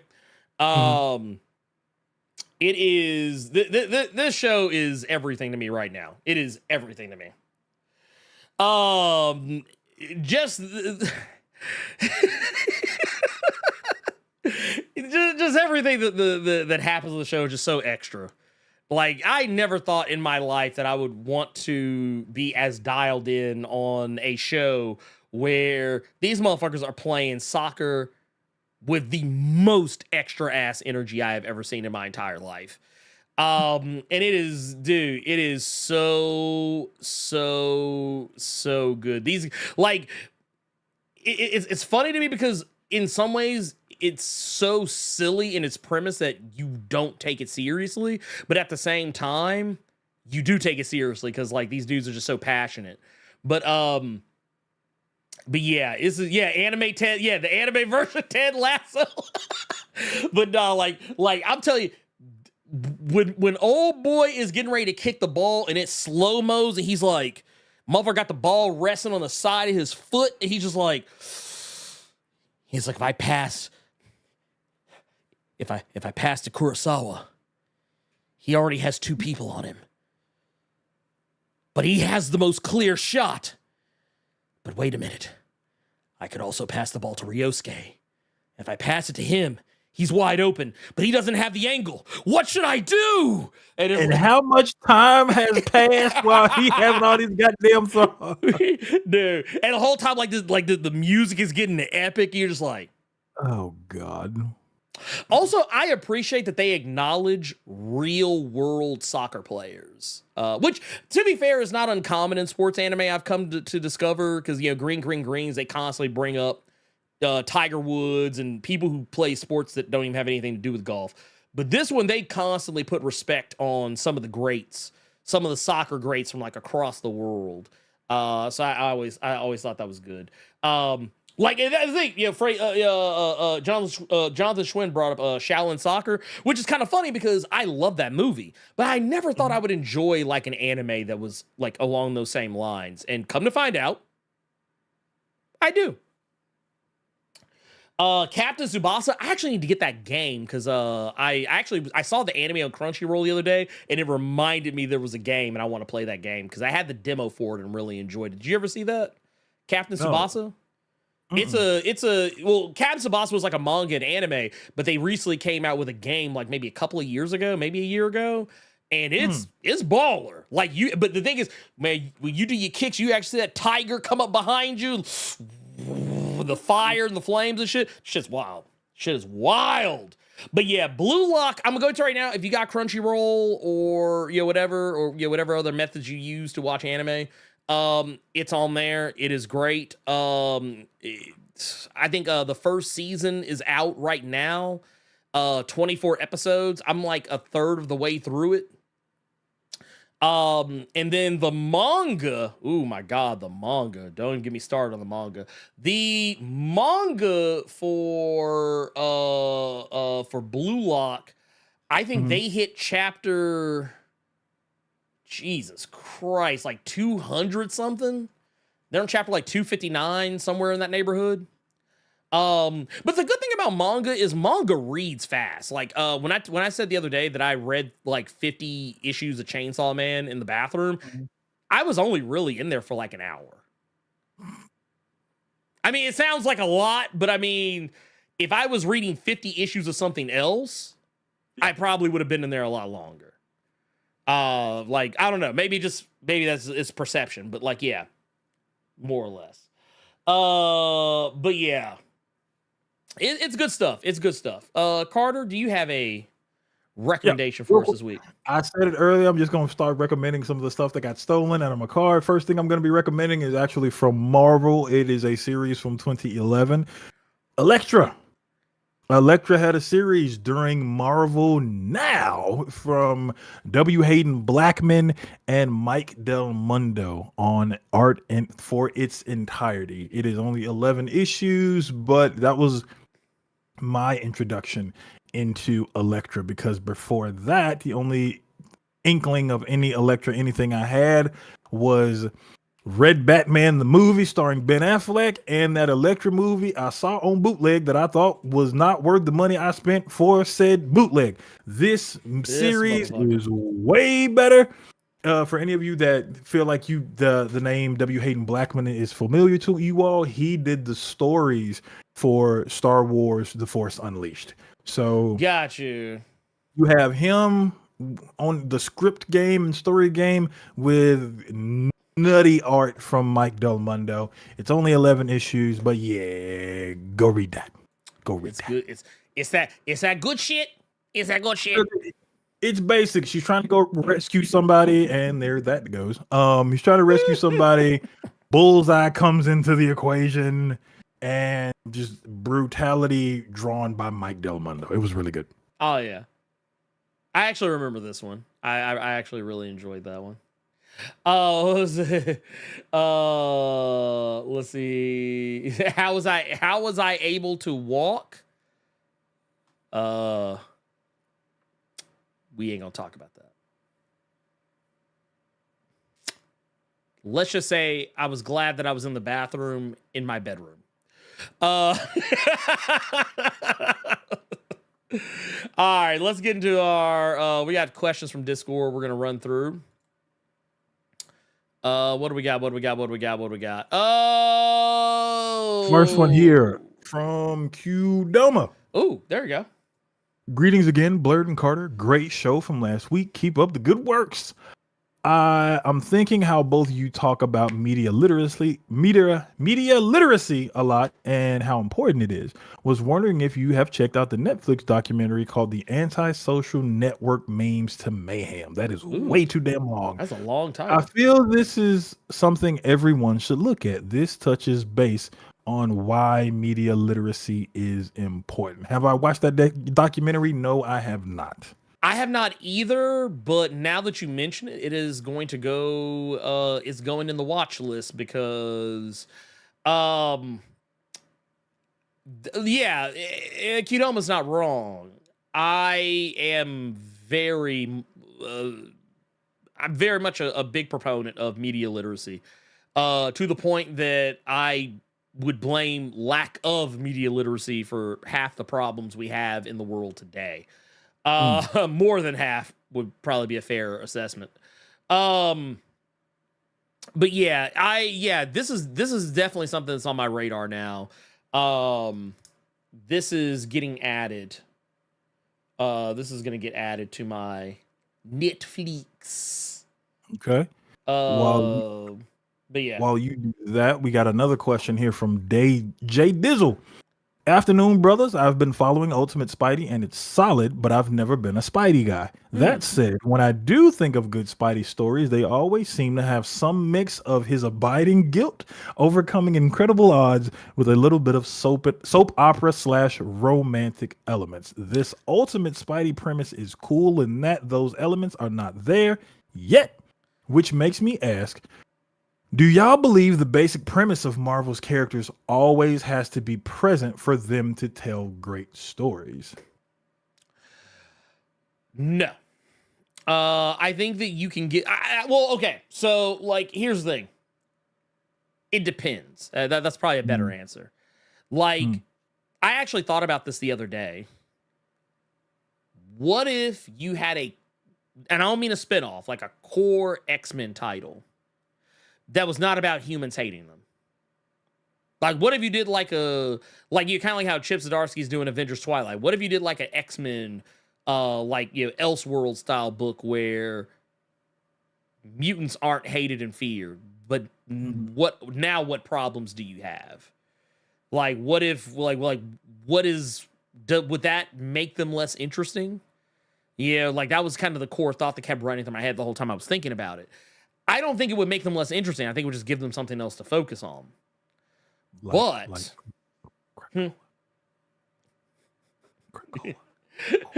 I mean, you could do that. I mean, I guess, but I wouldn't even go that route. I would just give them a completely new set of problems. Because you got to have a problem. You have to have a conflict of some sort. A story in a conflictless vacuum is boring. Even in a slice of life, you have to have some kind of a conflict. Even if it's not anything like earth-shattering, like it's got to be something that is detrimental to your main character. Yeah, a story with Spider-Man where he's not broke or not constantly having a tumultuous romantic endeavor, or even a book where you take away how people feel about Spider-Man in the public eye. Like, you just take that out of the equation. I think it can work. The trick is, does the writer know how to do it? That's the real question. And I want to make sure I'm clear on something, because I don't want to make it too hot, because I recently got it under good authority that Zeb Wells is going through some shit right now, and it kind of explains why Spider-Man has been the way it has been. And that's all I'll say about that. Thinking, I'm not even talking about his Spider-Man. It's just everything you said up until does the writer have it good? I was like, oof. I started thinking about Dan Slott because Parker Industries was good, and then okay. Yeah. That's my take on it. All right. Urban Prince Strong. Oh, thank you. Or, okay, you've changed your name yet again. UrbanCrownPrince.exe. Now you're a damn computer program. What up, Ernie and Carter? I have a question. Is Blade even a superhero, or is he like the Punisher? I know he was once on the Avengers team, talking about Jason Aaron's run, but I'm curious if he's a hero or anti-hero. Y'all have a blessed Saturday. Anti-hero, 100%. And that is largely because while he's not a self-professed anti-hero, he never really considers himself like it's even if if you come into Blade cold, if you look at the Bloodline series that recently introduced his daughter, what he tells her about how to be a quotey fingers hero, because she's thinking in more traditional terms, and he's trying to be like, yeah, no, that's not how this works. Like, Blade is the type of guy that he's not going to fight fair. He's not going to not kill his enemies so they can live to fight another day. So, and he is a much more edged hero than some people might be accustomed to. Okay. So I would say anti-hero, 100%. All right, we got another one here from the Christian rapper, the Kirk Franklin of the rap game. What's up, Blerd and Carter? Do you guys think that Storm will be... I wasn't ready for it. Do you guys think that Storm will be a mutant in the Ultimate Universe? It seems like Ultimate X-Men might be going in a completely different direction. I hope that Storm does become one of the X-Men. I would love to see Storm drawn in that Japanese style. I don't think that will happen. And it's not because she's not a mutant. It's because Ultimate X-Men is so much its own thing. Yeah. It is, like, to the point that the character they have that is kind of a replacement for Storm is derivative of Storm. Like, May Storm is literally just a Japanese version of Storm. Like, 100%. Even by Peach Momoko's own admission.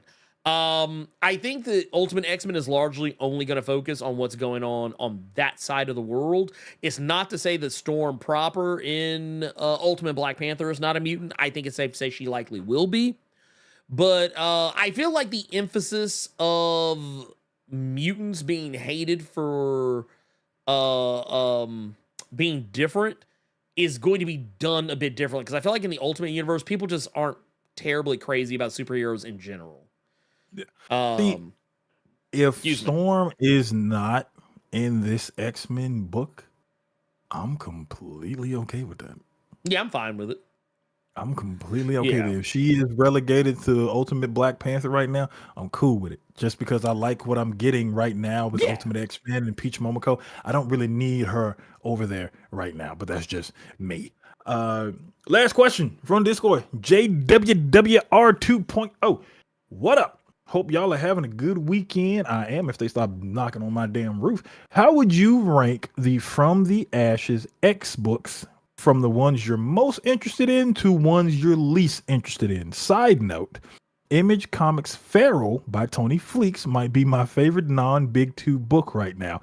Think the Aristocats meet 28 days later. I did read that first issue, and the interviews they have been having, they kept talking about like The Walking Dead. So I was expecting like a zombie invasion to happen. Was not thinking that all this happened because of fucking rabies, and we finna have all kind of Cujos on the damn loose. But I'm enjoying that from that first issue. When you said to rank the From the Ashes X books, I'm gonna keep it a band with all of you, and this is the only time I will ever give his bald-headed ass the satisfaction. Oh, yeah. I'm not reading any of those goddamn books. I am simply watching Ernie's goddamn videos to keep up with him. This motherfucker. Okay, so I'll take the con on this one. So here, in terms of importance to me as a person, here I'm actually gonna pull this up just so it'll be easier for everyone to kind of follow along. Okay. With what we're talking about here. So of the books that have been announced thus far, I'm going to go and say right now, man, just in terms of, man, this is tough. And I feel terrible for this. Gail, I know Gail's a fan, and I don't want to hurt Gail's feelings. So I'm going to, I just want you to know, this is not coming from a place of hate.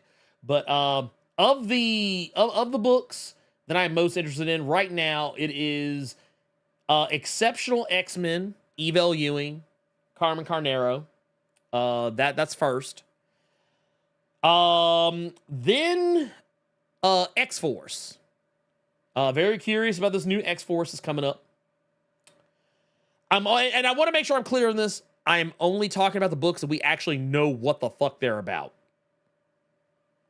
I'm not going to bring up X Factor, Wolverine, or Storm. None of those books are included in my equation on this so far. I'm only going to refer to the books we've actually seen stuff from. So, Exceptional X-Men, Evel Ewing, Carmen Carnero. I forget who is on X-Force. I'm blanking on that right now, but I'm sure someone in the chat will remind me. I'm actually going to pull it up while I move on.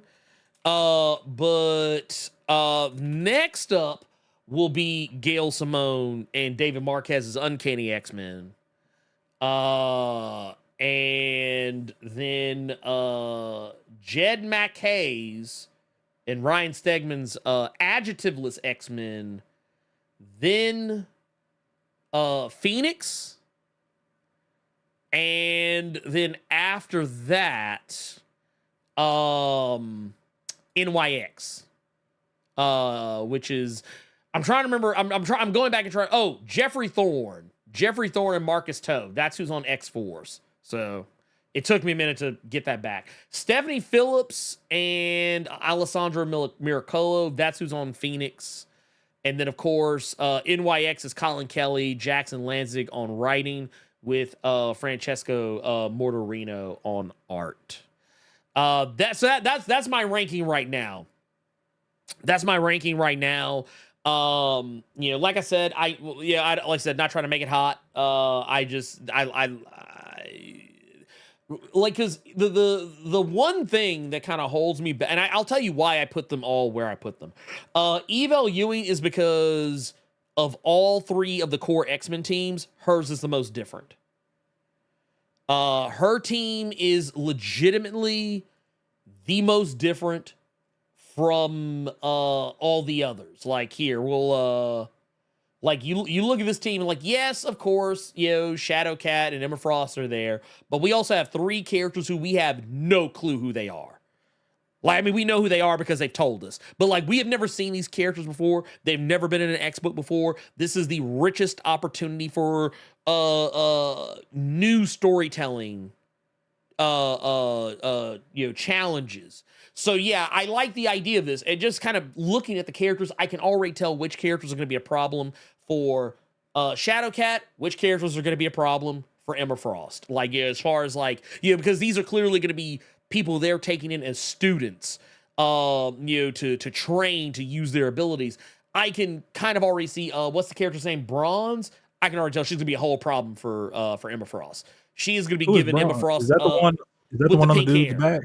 I thought that was Jury from Street Fighter. Okay. This man. Anyway, no. This motherfucker right here. But no, this is the character right here. We've seen. Gotcha. We've probably seen more of her than we have seen of any of the other characters. And then we got the character layouts here too. One thing I love about this is, and this is actually kind of a disservice they did to one of these new characters, because when you look on here, it looks like she's not as tall as she looks like the smallest character. But then I think about it, it's because she's further back than everybody else. Which also, I'm just now noticing the transparency on her in this shot. Interesting. Okay. Oh, I think it's because like she was fading in. Never mind. But yeah, that is why I'm there on that one. As far as like when you get into like the X-Force, when you get to the X-Force portion of it, that's where things get a little bit more here. I'm gonna blow this up just because I'm mostly interested because, for one, we're getting a character that literally only got like one issue of anything ever. In this cat here in the back, the Tank, that's his name, not his role.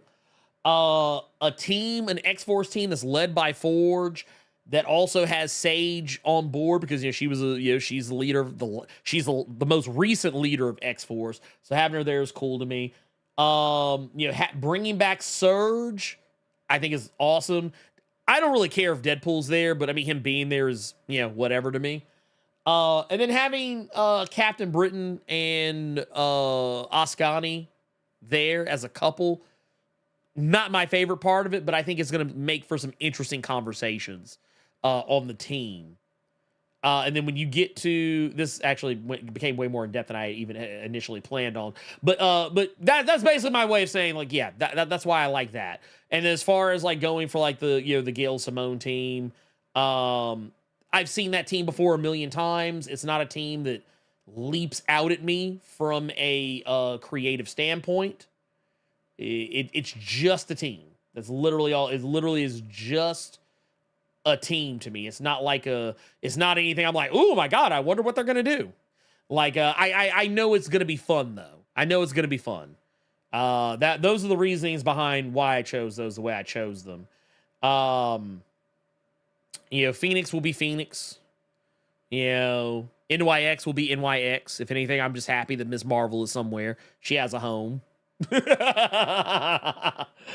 Ascani, her name became Ascani in it was actually in, I think, Captain it was in the Captain Britain, one of the recent, Dead X-Men. It was Dead X-Men. But yeah, I'm here for all of it. But yeah, that's my take on it. Moving on. Was that the last question? Yeah, Yep, question we from the got chat. question from the chat. Now I think I found the first one, and it's from Bill, but that's as far as I can scroll back up. So I don't know. Yeah, sure. I see it. Well, there are. Depends on which one. I see two. We'll answer one of them. Yeah. It was the photons. Was it? Yeah, that's the one I see. Okay, got you. Yeah, here. This is actually a better version of it. We'll do this one. So Bill says, question: since it was revealed by journalist Daniel RPK that a Photon Disney Plus series was canceled, was it factored from both the Marvel's reception, Chapek's takeover, and Iger's restructuring? What do you think? I'll leave this. Probably all of the above. So here's the thing. This is why I hate the Chud community. That's why I hate the Chud community. Because, Carter, do you know what's the most common thing I hear people say now about the Marvels? No. Now that it's like it's readily available on Disney Plus, you can watch it whenever you want. That it was a fail or something? I don't. No. The most common thing I hear people say now is, I don't know why it got all this hate. That movie was actually really fun.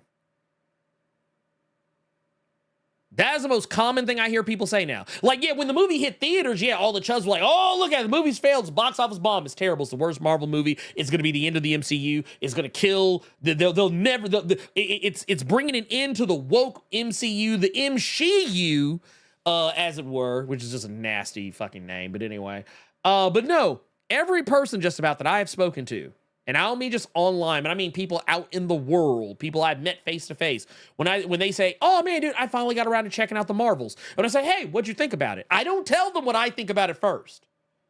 Like, they're just telling me. And they always say the same thing. It's a variation of one of two things. It's either, I mean, it wasn't the greatest Marvel movie I've ever seen, but it was really entertaining. It was really fun. Or they say, man, that movie was really damn good. I enjoyed it. That's the most fun I've had with a Marvel movie in a while. That's what I hear every time, consistently. And because the chuds struck when they did, the wrong message has been learned. Because now Marvel's like, oh, it was a box office failure. So yeah, let's cancel this shit. Instead of actually listening for the people who actually matter to see it and not actually take, like, the thing that I feel like no one's taking into consideration, that most movies are flopping right now unless you have some kind of like major gimmick going on. Like, let's be real, Barbie, fantastic movie. But the reason that movie took off as well as it did is because it, for one, it leaned into what it was. It leaned into the fact that regardless of whether you love, hate, or are indifferent to Barbie, it's probably something you might want to watch. And then also the Barbenheimer memes, which just pushed it into the stratosphere. Oppenheimer did the same thing. Like as a part of that, I was like, I think more people saw Oppenheimer than they actually probably would have had it not been for that meme. And the Marvels didn't have that. All it had was an anti-woman campaign. That's all it had. But yeah, that's why I hate That is why I hate that. That is why I hate that. But yes, carrying on. Next question. You see the one from Big K Gaming? That's the It the just next went one I away saved. because all of these were at the Oh, shit. top. So yeah, but we can still read them. It's just that goddamn. I'm trying to pin some of these so I can actually like save them, and can go back and read them. I'm holding my mouse to where it won't go up so I can keep the question in place. Well, no. So a feature that I keep forgetting that I have the ability to do is that you can't see it in like I don't think y'all can see it on the in the actual chat, but I can see it. I can pin messages and save them for when I want to come back to them later. But I do want to read Big K Gaming's. I do want to read Big K Gaming's. I saw it, but like basically what I'm doing is I'm going into the actual chat to pull it up here in my what's his face. So the question basically reads, with the resurgence of old school cartoons in comics, what show, old or new, do you think you should get a comic book continuation? We've been asked this question several freaking times. Oh yeah, my answer will probably always change, but I think last time we got asked this, I said Marshall Bravestar, but just to add another one, Pirates of Darkwater. Okay. We got one from Mailman here saying, with all this kerfuffle, I don't like that you use that word, around suspected AI covers. Oh, yeah. What do you think of the future of AI in this industry? Will they hold the fort or will they eventually let them damn robots in? We actually just got through talking about AI covers about some y'all ain't know about. Oh, yeah. What are you thinking? I mean, for me personally, I think people are too hyper vigilant because, as we talked about last week, or maybe it came up on Nerds of Culture, I can't remember. I think it actually came up last week on The Cave. But like, people were so hyper vigilant to try and catch DC using AI art that all they did was point out that they don't know how to tell the difference between AI art and actual art. Because I don't know if some of y'all I don't have these pulled up, but I don't know if y'all remember this. We saw there was a story where there were some covers from DC that people were accusing of being AI art. And when we looked at it, the artist and DC had provided the base pencils for that art. And it kind of proved people were wrong. And I've talked about how there's people who think that Stanley Art Germ uses AI art. He does not. And this is the thing I keep telling people. It's not AI art. It's the colors. It's how they color and finish the image. That is what makes it look like it might have been done by a computer. Because was like I said before, I watched Art Germ do a from start to finish sketch of Goku, and he did it in his style, but he also colored it as well. And it was like a complete time lapse.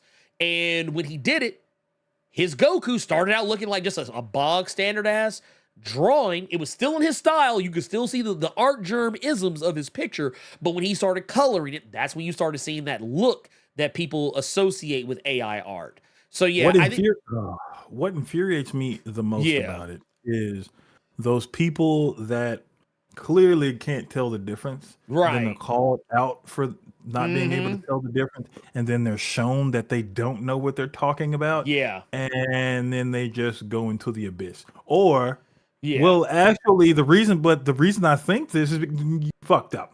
You fucked up. Yeah, here's the thing. You fucked up. So here's the thing. And I think people need to just get used to this. There are lots of ways to color a comic.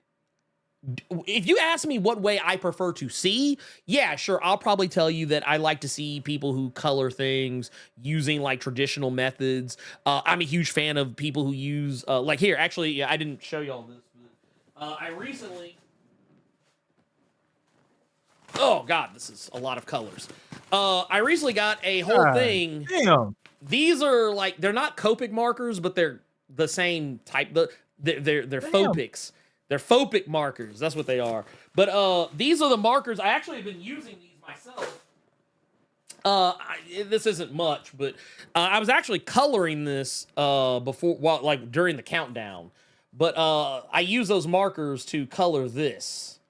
And I'll even give I'll give myself the one just for a moment, just so y'all can kind of see it a little bit better. But yeah, this was all done using Copic markers, and I got to go back and blend some stuff. But I like that style. Like I like that style of color. However, I can do the exact same thing digitally. No different. Okay. But yeah, so and for those that don't know, actually this is a little kind of a teaser. This is actually my original character with the gun standing next to Cassie Hack from Hack Slash. So I'm gonna be here and I got your back when people start saying, look, he gave that character to Killmonger with a white woman. Dietrich no, Killmonger's when you throw it to the side. Yuck. That is a tapered afro. Thank you very much. That's just his fancy way of saying I was lazy and gave them the Killmonger. That's Twitter. Not Killmonger. That's going to be Twitter. Oh, I swear to God, will. that's going to be Twitter like they a motherfucker. Probably will. That's just his fancy way of saying the Killmonger. This is the Killmonger. This is the Killmonger right here. So yeah. Say y'all don't know haircuts, but I'm saying y'all don't know haircuts. Dietrich Morton. Question. Oh, and I think this is spoiling X-Men 97 for me. Oh but it's fine. shit! Actually, Everyone is that one showing? I thought I did, but when I clicked on it, it just went away. But go ahead. Yeah, it won't show up, but yeah, it'll. It is. Oh, there it is. Never mind. There it is. Got it. Bam. All right. I don't know what I'm talking about. Everyone is talking about Apocalypse bringing Gambit back, but what if he brings back Maddie? Talking about Madeline Pryor. You know how conflicted Cable would be. I hate you, but save my mom. Remember, no body, no death. I didn't even know Maddie was dead. Thank you, Dietrich Morton. I ain't even got to watch the episode. She was at the epicenter of the blast. I don't even know what blast you're talking about. You haven't seen episode 5? Oh, with the Hellfire Gala? Yeah. Oh, remember? Yeah, remember when Cable was like he had to leave? I didn't realize that was the episode. Okay, that was her. That was when the blast. She was the first person that got hit. Yeah, she was the first one that got hit. Oh, also the original voice actor for Gambit, not the current one, but the one who was the voice actor for Gambit in the original show and is now the voice actor for Cable. He also spoiled how Gambit comes back. Oh, wow. I don't know if he meant to or if he was just being funny, but I won't say it. I won't say the reason. If you want to look it up, it's out there on the internet. But but basically, yeah. I don't know if it'll be Apocalypse, but yeah, just know that what I told y'all in my videos, my last 2 or 3 videos for X-Men 97, time travel. That's all you need to know. We also got LP3 here. Says, question, who is the most thought-provoking character in your opinion? That's a huge question. It is, and honestly, one I would have to think about a lot. But I tell you what, just off the top of my head, I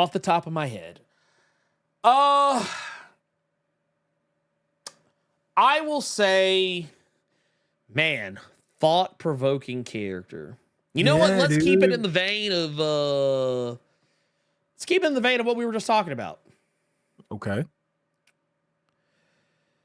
Bishop.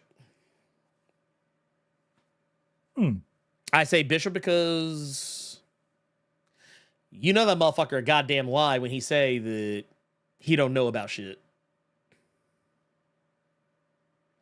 And if you and the fact that you're looking confused, Carter, I'm gonna tell you why. Were you? Because I'm trying to see if you were alluding to that old comic. It may have been like a Civil War or something. They were like, "Why didn't you stop this? You know what's gonna happen," kind of thing. Is that what you're alluding to? Yeah. That's okay. That's what I said. Okay. Well, the truth is, when that instance comes up, yeah, It is quickly written away. For those that don't know what I'm talking about this. Okay. Yeah, that's what I figured. Okay. Yeah, this right here. Basically, when he's like, "Hey, why ain't you warn us, Bishop? Just asking. How come you didn't tell us what was coming? Something as big as this? I guess they'd still be talking about it in your time, right?" For those of you, that's Cannonball, if you couldn't tell. But basically, his answer is a lot of the records from Here and Now have been destroyed or survived only as legends. You think I'd have held back on you if I'd known this was coming? And it also carries on to maybe my future is on a different timeline than this one. And he says, maybe it's not. And he says, sure, maybe it's not. But this was basically kind of Bishop just kind of hand waving that shit away. But here's the thing. I guarantee you that motherfucker knows. Well, here's the thing with that. I have a feeling he be knowing. and here's something I actually think will actually help what you're saying. Mm-hmm. If that wasn't the case, he wouldn't have went after Hope. That actually just gave you more ammo. So yeah. Thank you. Yeah, no, I mean, no, that's 110 million%. Why did he go after Hope? If he's on a different timeline, lying ass. Let's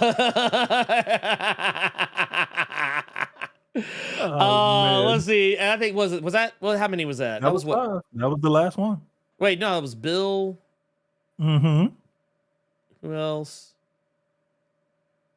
There was somebody else who did. Dietrich Morm did LP3. That's 4. No, I lost it. Well, fuck it. I'm gonna answer it anyway. Jerome. Because the apocalypse question was 4. Was it? Bill, Big K, Mailman, and Peter. Yep. What we got? Oh, well, fuck it. Well, bonus one. Question: where does Magneto's ability to destroy the Stark Sentinels by channeling the power of Blue Marvel and Storm rank amongst his greatest displays of power in his history? I want that trio book from Al Ewing so bad. Man, dude, that's the book that needs. Like, you want to talk about a book that needs to be getting made? Boy, that's why that was my last tweet. I ain't been on Twitter since. Just drop that. Yeah, drop that book. Yeah, that would be the book to be putting out is a Magneto,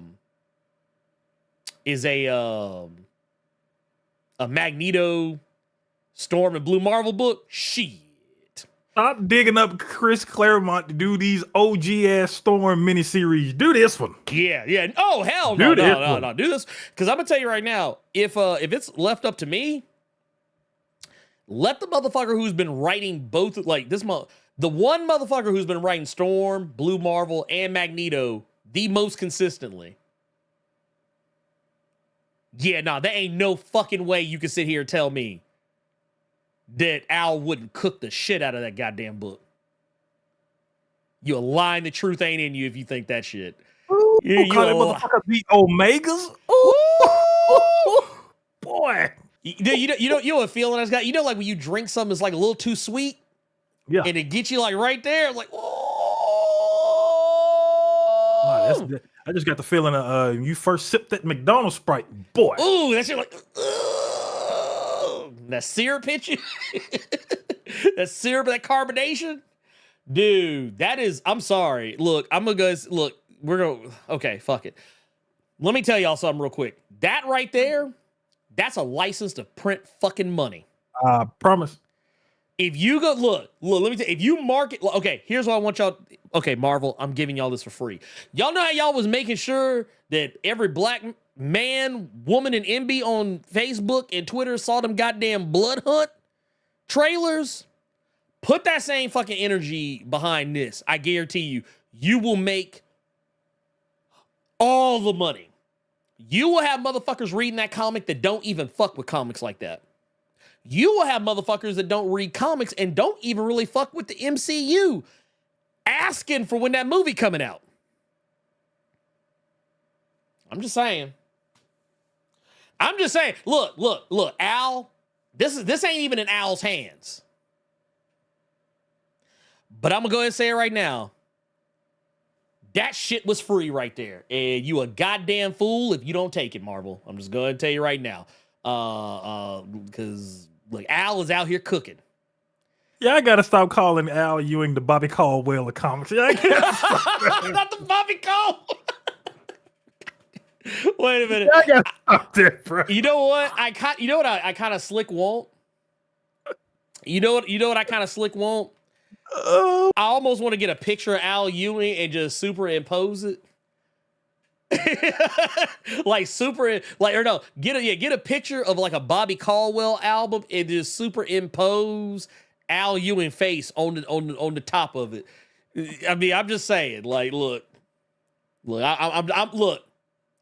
I love my brothers and sisters, my MBs, but let me tell y'all something. Man,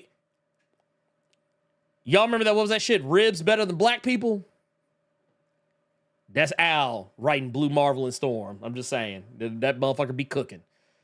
I was like, I'm just saying. I thought Ta-Nehisi Coates was writing Storm pretty half-ass decent in that Black Panther book, but nah, Al got it. Al got him.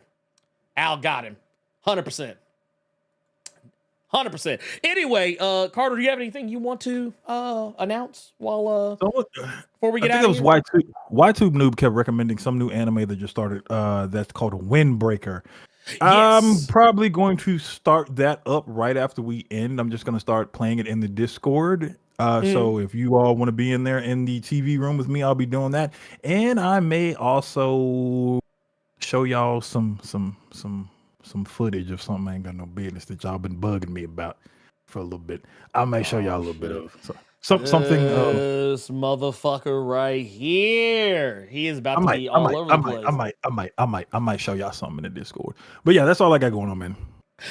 Well, for me, I've got nothing. I'm gonna get back to working on my videos. I'm gonna get back to working on this Philadelphia review and the TMNT 150. I wanted to have it out sooner, but I just got bogged down in bullshit. And what else? Maybe another Go-Go Loser Ranger. I might do another Go-Go Loser Ranger video, maybe here for too long. I might do a video for Volume 2, since apparently they just ran through Volume 1 in the first 2-3 episodes or whatever of Go-Go Loser Ranger. So I might do a video talking about Volume 2.